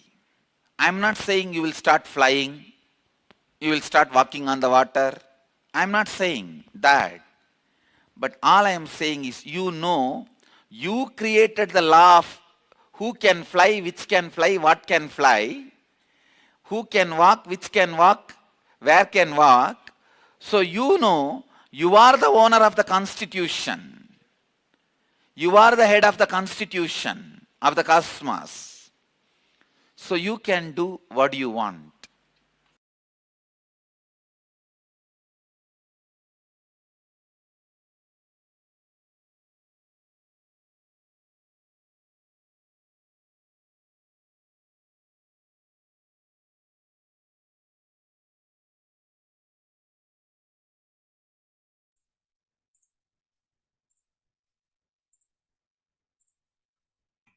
Yes. So impossibility is a denial of our possibility and our divinity. There are mainly two types of impossibility. One might be like factual impossibility, something like crossing a wall which is physically there. But there is another part that we perceive a impossibility where there is absolutely no impossibility at all. We feel that the door is closed. We don't even try to open the door and go inside and see. When we do completion, first thing what we get is all these perceived impossibilities will be gone. But with the power manifestation, even the factual impossibilities will give their way and we will be able to manifest our reality. But first and foremost, we being able to see the difference clearly between the factual impossibilities and the perceived impossibilities, is even that clarity is not happening in us because of our limiting cognitions and we putting ourselves in impossibility. So that is the important thing about impossibility, that it is not actually factual which is the problem. It is our perception which is the major cause of problem. Yes. So as we have understood, there is nothing called impossible. Impossible is just the border that you create. As we just said, it is a perception that we create. Actually, what separates you from the cosmos? Just your skin and the identity you carry, that you exist only up to the border of your skin. What separates you from the cosmic mind? Just the border you made called I can do only this much. So impossible is nothing but the border you built inside the cosmos to separate yourself from the whole. Okay, so what do we mean here? We are separating ourselves from our innate, divine, infinite nature, from this oneness, our existence in oneness with the cosmos, through the boundaries that we create. We're going to believe that we exist only up to the border of our skin and omitting to realize, to recognize our existence as a consciousness keeps us separate from the cosmos. And similarly, at the level of our mind, our belief of impossibility keeps us away from the cosmos because the cosmos does not know any such thing as impossible. Consciousness can manifest whatever it wants into reality. There's no impossibility for consciousness in the universe at all. So once we are able to remove all these perceptions of impossibilities, and as we grow into the science of power manifestation and how to tune in with our inner consciousness, we also gain the ability to manifest whatever we want as a reality beyond logic, just through the power of consciousness and breaking the walls, as we said before, of even what is factually impossible. Okay, so this is a great power that we gain once we break the perception of impossibility. Now, we'll be inserting this session here as the darshan preparation has begun. We are getting ready to receive Swamiji for today's darshan as Bhagavan Sadashivamurti. And we are going to be switching over. As usual, we'll be resuming the Paramashivoham Level-2 session after the darshan. So we wish you all a wonderful experience with Swamiji during the darshan, and we will be meeting you all after that. Thank you, Nithyananda. Relationships. Thank you, Nithyananda. So every day we've been having various different people come and share how they have applied these powerful cognitions. And the best part, whenever you listen to people sharing about how they have applied the powerful cognition, you will think that you will feel like, wow, if this person can do it, then I too can do it. If she can apply this, I can apply it. If he can apply this powerful cognition, he's also going to do a job, he's also doing the same things. But if he's applying the proper cognition, then yes, I can also do it. That experience will happen to you when you listen to Sakti Pramana. So actually, today we are going to also be experiencing a very powerful Sakti Pramana. And for this, we have a special person who's joining us in this segment. We have Surendranaya from Dubai, who's going to be joining us in this segment.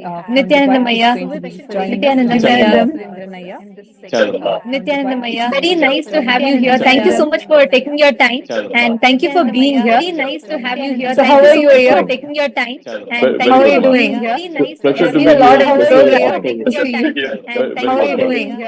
Pleasure to See be a lot of here. program. Lovely to have you here, Raya. And how are your children doing? How's everyone in your family? And how are Everybody is your? I wonderful. see a lot in the doing. How's everyone in your family? And okay, so you're here today.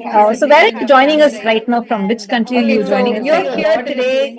So where are you joining us I'm right from now from? Bahrain. Which country are you joining us? You're here today. I'm from Bahrain. Thank you, Yeah, Raya. Bahrain. Which country are you joining us? It's a small Okay, island wonderful. next to Saudi. Thank you, Yeah, Raya. Which country are you joining us? it's a small Okay, island wonderful. next to And Saudi. what is your background? Do you want to maybe give a small introduction about who you are and what you are working as? And when you came to know about Swamiji, about who you are and what you are Yeah, working yes, as? ma'am. And when you came to know about Swamiji, about who My you background, are I'm an and what you are environmental working engineer. as? And when you came to know I work about for the Swamiji, government. about who you I'm are an environmental engineer. and when you So came to know I've about been connected Swamiji, to Swamiji, I would say around 2017. So when somebody called me from Bididi Ashram, it was sannyasi. She called me from Bididi Ashram, and she said, "Look, I want you to know this." And she sent me a few links. And once I clicked on the links, I couldn't stop watching the videos. So for a few years, I was just watching videos. But the major shift that happened was when my father passed away in 2018, and I was really depressed. I didn't know what was going on, and my mom was not doing well. My wife and kids were not with me at that time. They were in India because of him passing away. Suddenly, somebody said, "You please do seva." At that time, it was called Uttamottama Seva. And when that seva was happening, I didn't know there was a Zoom link for you to see Swamiji. And so at that time, Swamiji had just left India. He had just moved out of India. And I was not very familiar with him. I was only familiar with him through videos. So I was watching the seva on YouTube. There was a NTV link at that time, and I was watching it. And I didn't know there was a two-way thing. So I was just watching. Somebody told me you chant and I didn't know there was a two-way thing. So I was chanting Mahavakya, and suddenly something happened. And I was crying during the whole seva time, and I cried for about 3-4 hours. So I don't know why, it was just pouring, and I felt so relieved. So I could feel the energy. I was like completely changed, and that experience was my first experience with Swamiji. And that day, the whole day was magical. There was no traffic going to work. Everything was smooth. Like I didn't know what happened. I was like on a cloud. And when I came back home, I slept peacefully. And after a few days, because of the father passing away, I was not comfortable. So that was the first time I experienced deep sleep. And then I saw Swamiji in a dream. And it was so powerful that I can close my eyes and still see him there. So I didn't know that this was possible. Like such a level of healing was possible. I had no clue it was possible that time. And then later on, I started saying, okay, this is Swamiji, this is how it is. So kind of taking him for granted is not good, but we devotees, we come to that stage of Swamiji is with you, so you don't have to worry. So that changed my perception of life, because I was very afraid of things. Will my job be okay? Will people treat me okay? I mean, am I coming across okay? So all those fears of people, slowly they have disappeared. So you don't operate from a place of fear, but you operate from a place saying, okay, Swamiji is with me. place of fear, and that makes all the difference. Absolutely. You also make sure that your daughter also attends the program and at a very young age, receiving the powerful cognitions from Swamiji, which makes a huge impact in our lives. And that's also something very, very nice to see. So I just wanted to know, so 2018, you attended the program. When was the first time you actually attended a program? So that was only the Uttamottama Seva. When you attended the program, what happened to you? That was only the Uttamottama Yes, ma. I think the program I was attending the first time was when Swamiji made it free, and it was during COVID. First time was when Swamiji made it free, and that was the time I think both of you were there, and there was a lot of other young kids as well, and it was Paramashivoham. It was level 1, 2, something like this. It was level 2. Level 2, I think, and that was my first experience. Level 2. So I attended the program for 4 days. First experience because at that time you could take leave, and because I work for a utility, they said you got to come to work because utilities cannot stop working. Because I work for a utility, so I worked throughout the COVID period, but I would come back home and then try to attend the program. I worked throughout till whatever time I fell asleep. Come back home and then try to attend the program. What I found is the few days of the program itself. What I found is as you go out and interact with people. People start treating you differently. The way people interact with you, the way conditions are changing, everything is going in your favor. This is my first feeling that I had. Everything is going. And after 4 days, when I first went out, this is my first feeling that I had. People were just like they didn't have a resistance to you. Like otherwise, my perception was life is hard. It is difficult to people are difficult to deal with. But then suddenly I found difficult to this is shifting, and people are actually reacting in your favor. So that's one of the first powerful things that I felt. And other than that, that might sound very silly. I was driving to work, and three doves came to me one after the other, and I'm thinking, what is going on? Why are they coming here? I'm afraid because they'll hit your car, and I'm thinking, what is going on? They'll get hurt. Why are they coming here? I'm afraid because that particular day, something. This was very, very strange. And I'm thinking, okay, this has to be Swamiji. This was very, very strange. And I could say, people were coming and talking to you, and I could say, and I'm the same person, right? And the only thing is I have a few different cognitions, and I have a few initiations from Swamiji. Just one initiation from Swamiji can make so much difference from Swamiji. Just one initiation from Swamiji can make so much difference from Swamiji.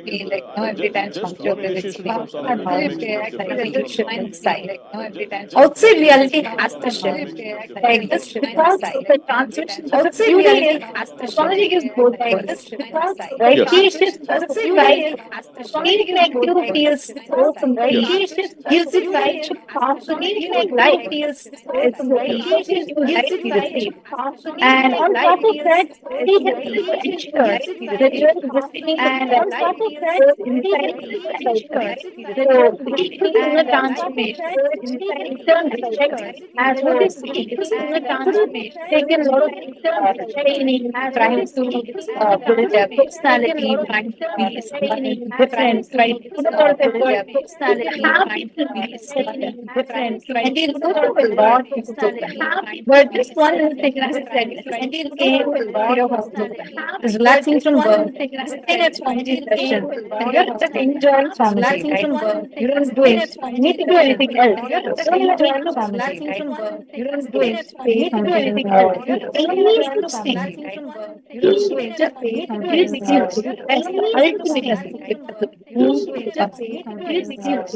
the ultimate how is it at that time, how was your friends, like, how you are, your friends, Swami says, that every time that we experience with Swami is being it is not, that is why, like you said, that's what it is from Swami. It is not experience, that you had that's what it is in your life.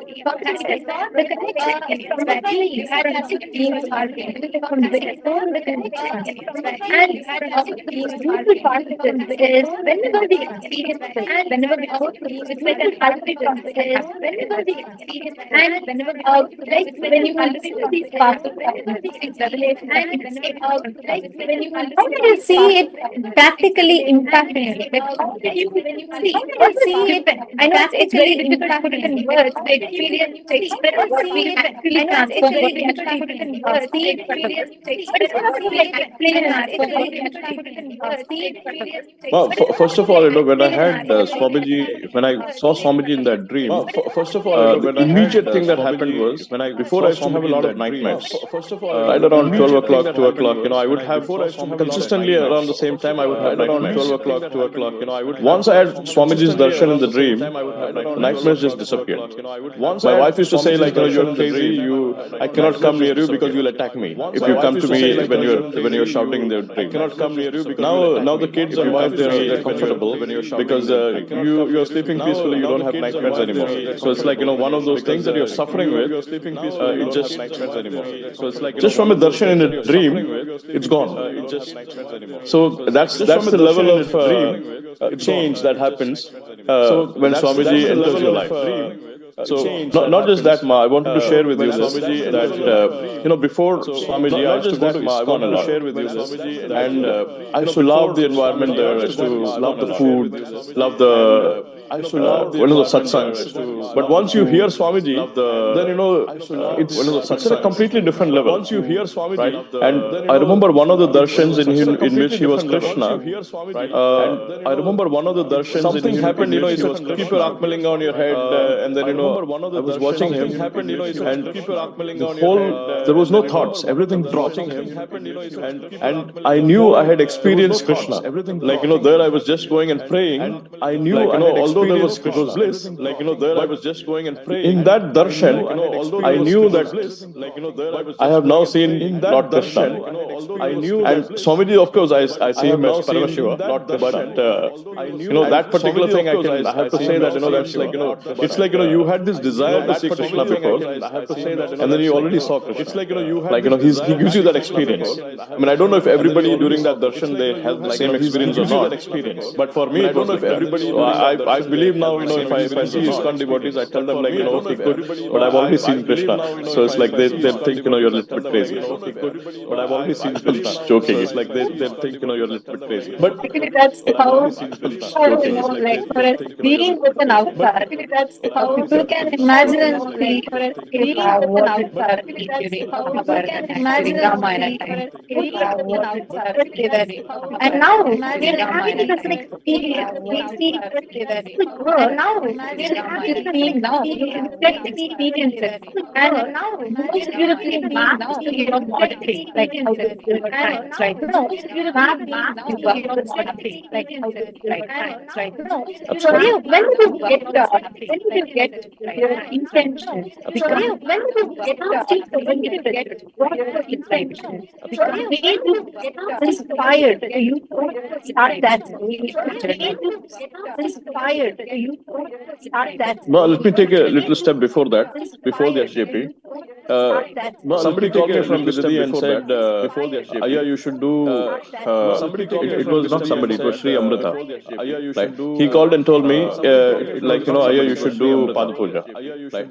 And I told him, Aya, look in my account, I have $400 now. And this is all I have. How can I do Pada Puja?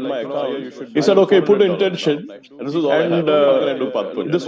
It will happen. He said, okay, put intention. Like he just said, like, you can do 3 Pada Pujas. It will happen. He said, okay, put intention. And I said, okay, let me see if it will happen. So I'm sitting quietly.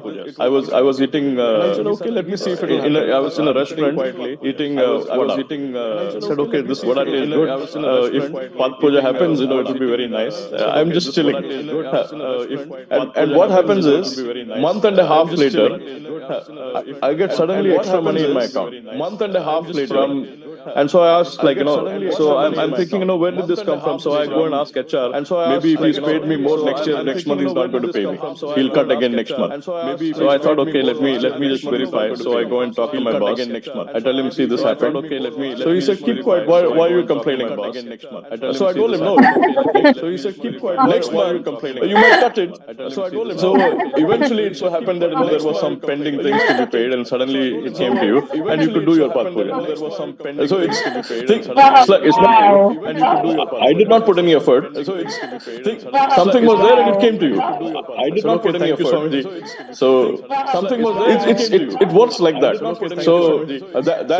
So in that same context, it works like that. Before somebody who was struggling to do path in that same context, it works like that. Then suddenly during COVID time, after doing Paramashivoham, like little bit of Paramashivoham, things shifted after doing and it goes in that flow. And then I realized, it's not me making it happen. It is Swamiji making it happen. So if SJP is going to happen for you, it is only through His grace that it is happening. It's not that I'm putting a lot of effort, or it's not like of course, if you try to implement the tattvas, of course, if you try to implement the teachings in your life, of course, it's going to happen.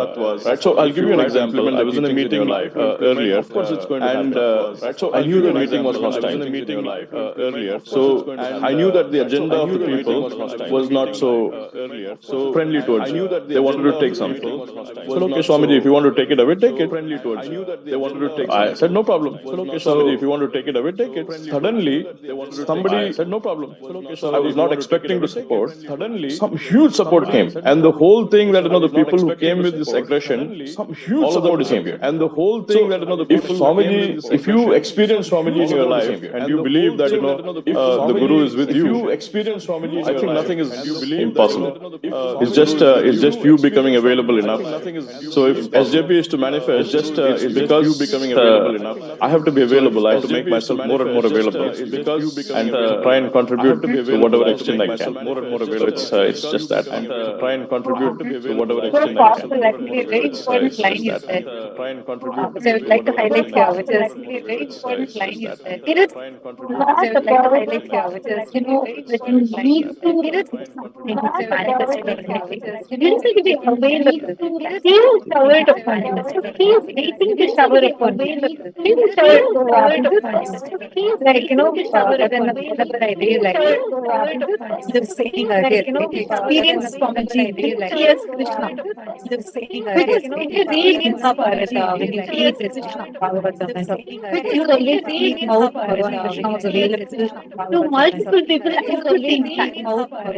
So it's only to multiple people like whenever I see that it's only to multiple people like whenever I want it's not like a philosophy for me. Like it did not really translate to me as reality. Philosophy for me. How is Swamiji translate to me as reality? Person. And like miracles happen effortlessly. And something what I said, miracles happen always from every intention from and I don't know how to say I don't think where it comes. And that's the beautiful part. When Swamiji said that it comes. And that's life before the Guru said, but life after the Guru can only be magical, right? Everything that is manifested life only be magical, right? Like I think for my experience, when manifested, I try, right? I think logically, like you do it like this, like that, right? I think how it not work, like you do it like that, not I think how it not work. But I just will like have like this competition. Whenever we just live in something, I just will just like phenomenal. Whenever we just have when things turn out to be irrelevant, so different and it has so beautiful. When things turn out to be irrelevant, Couldn't agree more. It's like sometimes we are resisting And sometimes we have this, the old patterns that are there within you. So you go with the patterns, and then suddenly you realize, no, I'm with the pattern. I really need to drop this. So if you are able to relax, for me, because you are so stressed sometimes. So unless if you are able to let go, you unclutch. For me, because you are so stressed. That's when Swamiji manifests. I mean, I could be wrong, but that's how I experience it. It's about unclutching and being available. But that's how I experience it. It's about unclutching and being available. But that's how I experience it. Experience It's about your unclutching and being experience available. of the something can never go wrong. And I had the last few minutes, you very briefly shared your personal and perspective. I had the last few minutes, you very briefly shared your personal and how perspective. I had the last met the group, the moment you met an avatar. The transformation, the experience avatar. You shared this very good. The transformation, the experience of larger perspective.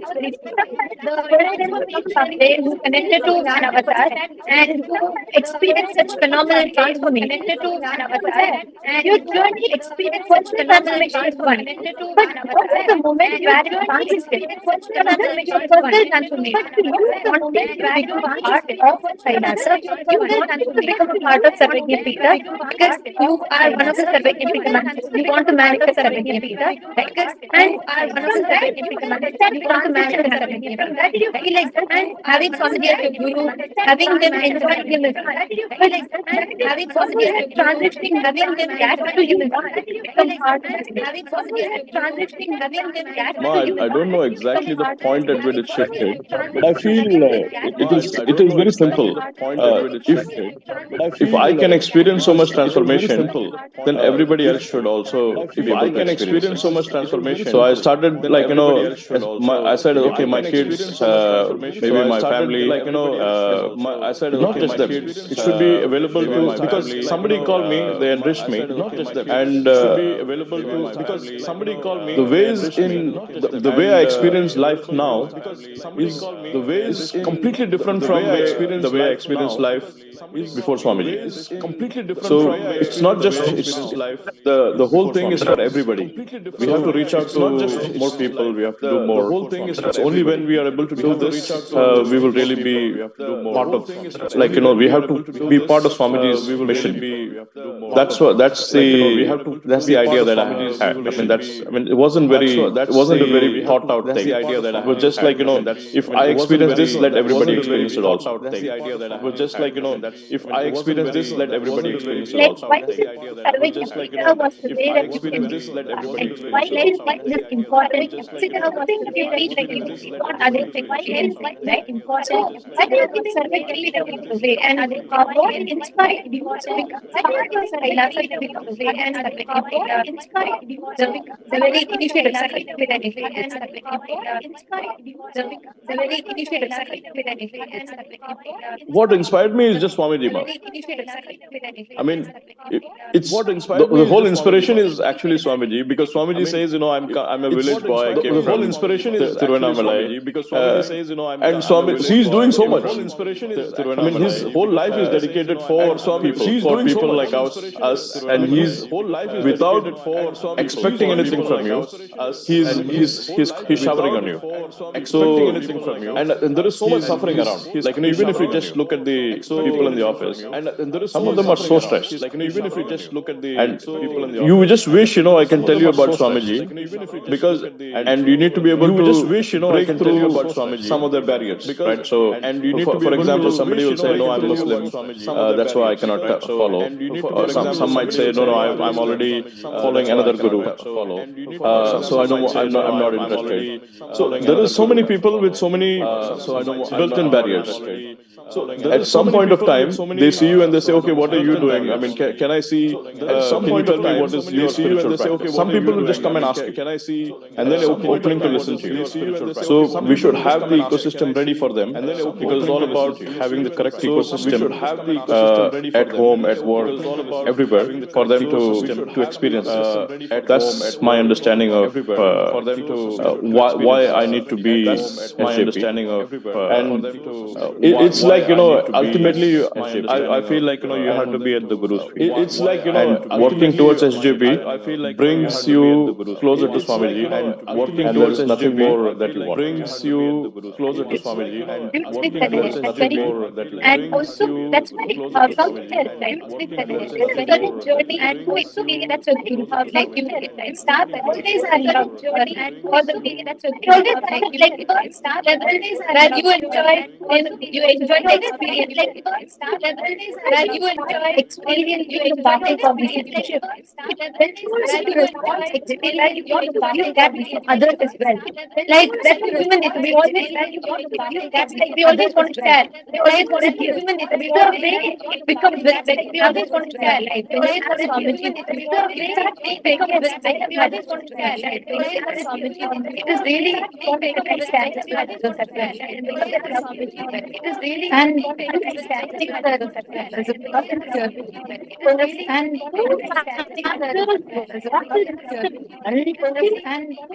you want to whatever might be the highest reality according to you, whatever might be the best experience that you want to achieve, ultimately there is nothing else that's bigger than being in the present, being part of it, being at his feet. There's nothing that can beat that. Being at his feet, there's nothing that can beat that.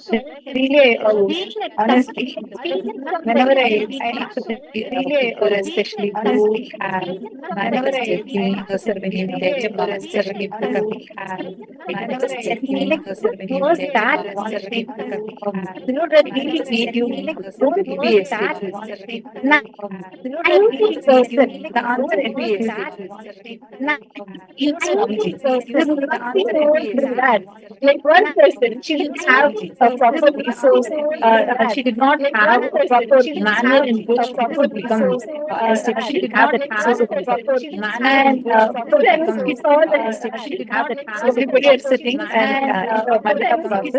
All the STPs are sitting close to Swamiji and whoever I deserve to be sitting in that first circle and I should be there. How can I miss that? I deserve to be sitting in that first circle. Manifested it. How does it like how do you share it? How like without any reason suddenly money manifested like how do you share it? How without any reason suddenly money manifested. It just turned out to share it. It was something and she just got the money. It was like she manifested in reality. She just that's one of the key reasons that most of the people want to be with Swamiji. Want to be with Swamiji. Like, why you have to be a steady? And like, I really love the way how Swamiji takes care of each one of us. I really love the way how hard being serving with each one of us. You say yes, saying that yes, I really want to be a part of your family. I want to be a part of my family. You saying yes, necessarily because being a servant. That is where you'll see actually how its life is. That is where like when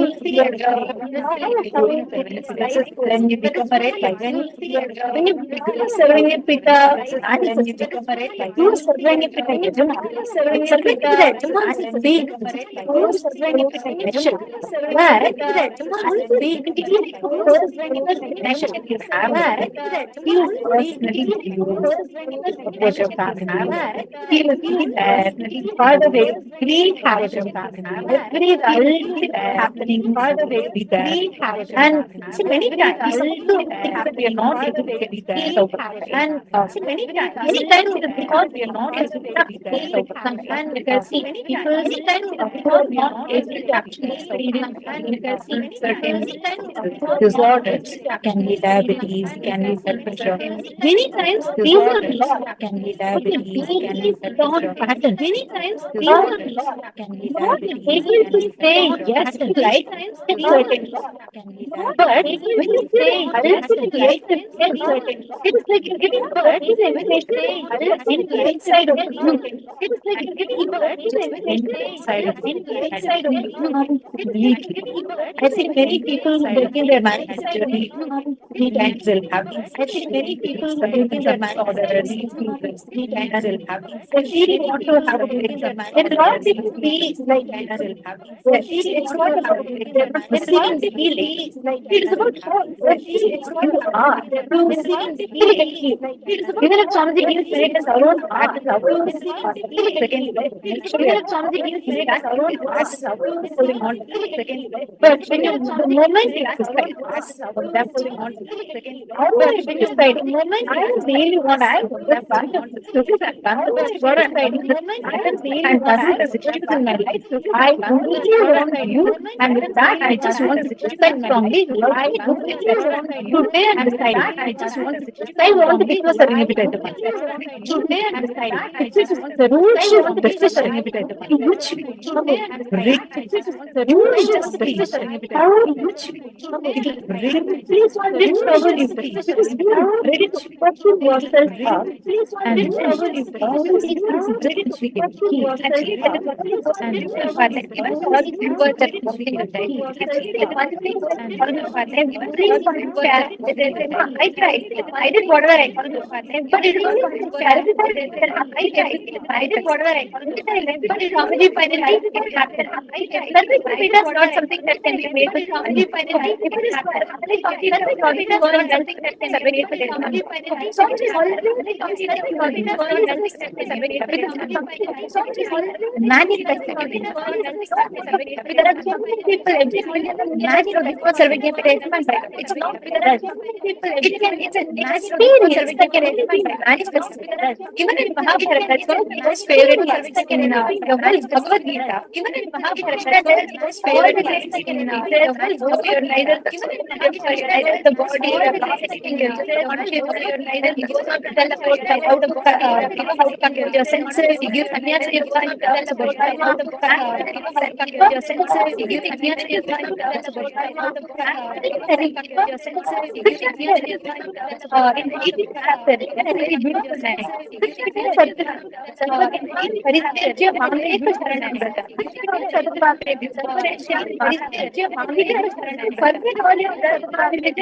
Forget all your what is I will give you I will manifest I will take I will manifest I will take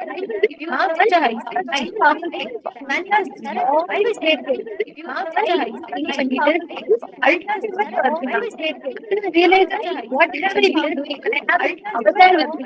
I'm trying to realize all logically what's the point? The moment we correct all wages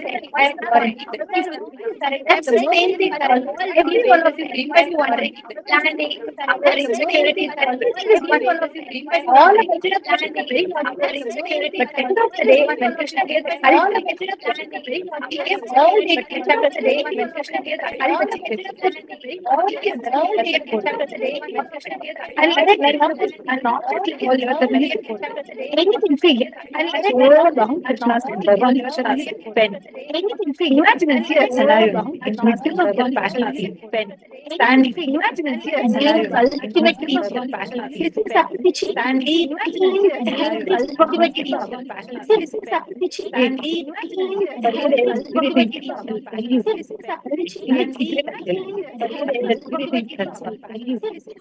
get everything this surrender.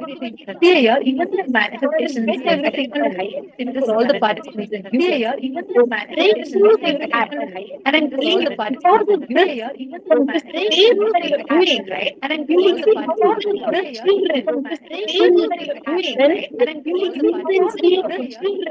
It is not something logical, right? It's magical. It is not something logical. Logical answer why the money manifested in my bank. I just had a simple experience and took why I wanted to go for a program. I like to have an insight to why I had a good game and I so going to the school and totally could get 1 lakh and then we paid that 1 lakh. Becoming I didn't get 1 lakh and then we paid that 1 lakh. Was it saying my grandmother at my class before. The bank said your grandmother money once before for you exactly 6 lakh in your name. I'm like money once before for you exactly 6 lakh in your name. I'm like money it before like in the program. Like every single one of them. Each time Swamiji gives us this experience where you just let him go through you. Swamiji gives us decision. You take just the decision and do the action. Don't even worry about the result.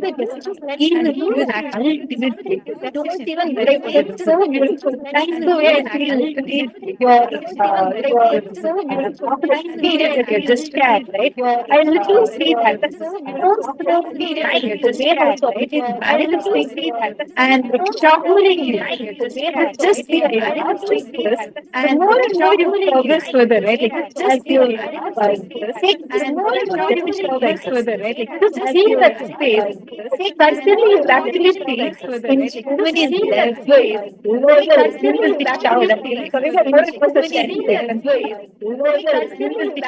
Yes, but it's also in health. You find this healing that is happening. It's also in health. It's in all dimensions of your life. This healing that is happening. I feel like it's in all dimensions of your life. Your health, wealth, career. I feel like it's nothing if you just your health, wealth, career. I feel like it's nothing if you just beautifully put, and even all the absolutely if you just so beautifully put, and even every person absolutely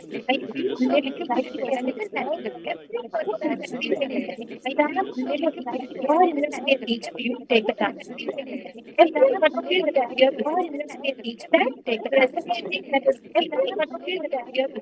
Each one of the right now you each one manifest on the face break for your beauty. How beautifully like that. Something is very start break for your beauty. Thank you for it was very sharing for your thank you for it was very people here sharing for your thank you for all of these situations right about thank you so much right saying you want to share that and so nice to actually share nice we had one more participant who had come and shared and wish we had taken that come and shared and yesterday after she came and shared she was also after she came and shared and she messaged us saying as soon as she finished the chat today morning she had a huge breakthrough that all of today saw what had a huge waiting for she has been waiting for some particular manifestation to happen for her and she saw it immediately that opened up this today morning it hadn't happened for her all these days immediately that she had a huge increase for her all these days and immediately that she had a huge that she got 24% increase in her salary and it opened in her for some training her salary was exactly what she was trying to manifest for a long time and this exactly sharing for a long time she manifested the thing. So I just wanted to thank you for taking the time and coming and you will see this is your decision to come here and share. You will see that decision to come here and share and it's going to give you a breakthrough. So obviously that's our breakthrough and all the participants that are listening here, you take your action. All the participants can come here and make this platform and also put your people by sharing your experience. And we thank you so much. Thank you, Kumar. Sharing your Thank you, Swamiji. Thank you, Sankar. and we thank you so much. Thank you, Kumar. Sharing Thank your you, Sankar. and we thank you so much.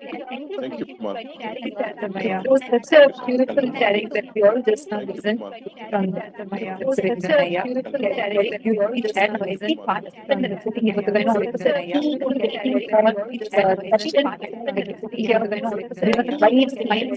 for the darshan.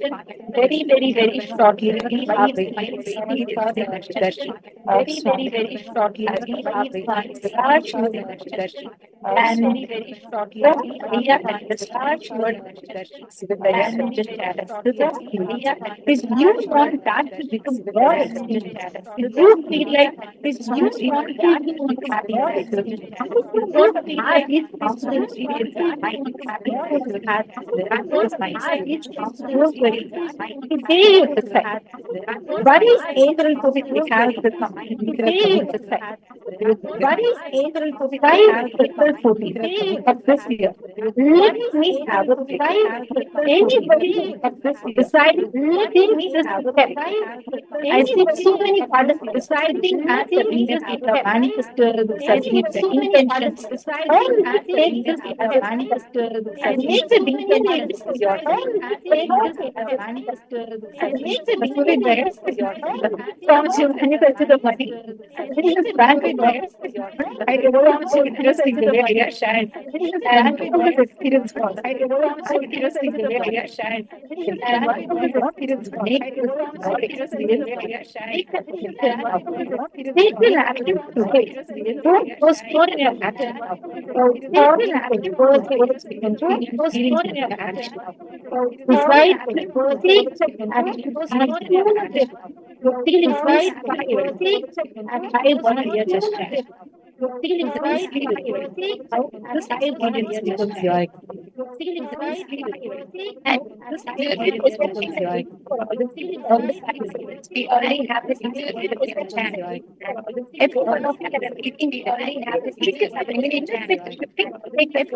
and that it starts everyone of you and that it starts everyone of you and that it starts everyone and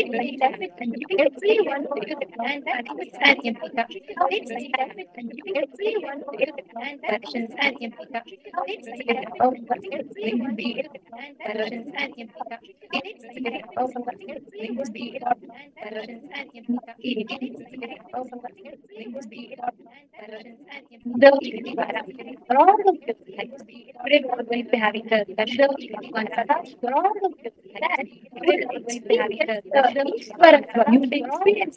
and also your life. And also your life. And manifest the and also your life. And experience and check with your so let us all get ready for the session. Request for the participants. So let us all get ready for the session. Request for the participants. So let us all get ready for the your head. Request for the participants. So let us all get ready for the your head. Request for the participants. It is time for all of us to now prepare ourselves. It is time.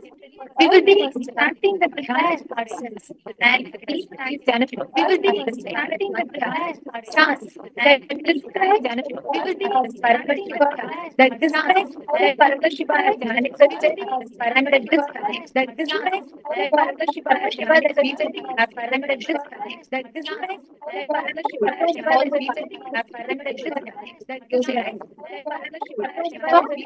Distract yourself. That goes right. Distract yourself. That goes right. But your rhythmic and spine. Distract yourself. That goes right. But your rhythmic and spine. Distract yourself. That goes right. But your rhythmic and spine. Intently connect with so much. But your rhythmic and spine. Intently connect with so and breathe out. Breathe. But your rhythmic and spine. Intently connect with so and breathe out. Breathe. But your rhythmic and spine. Intently connect with so and breathe out. Breathe. But your rhythmic and spine. Intently connect with so and breathe out. Breathe. But your rhythmic and spine. Intently connect with so and breathe out.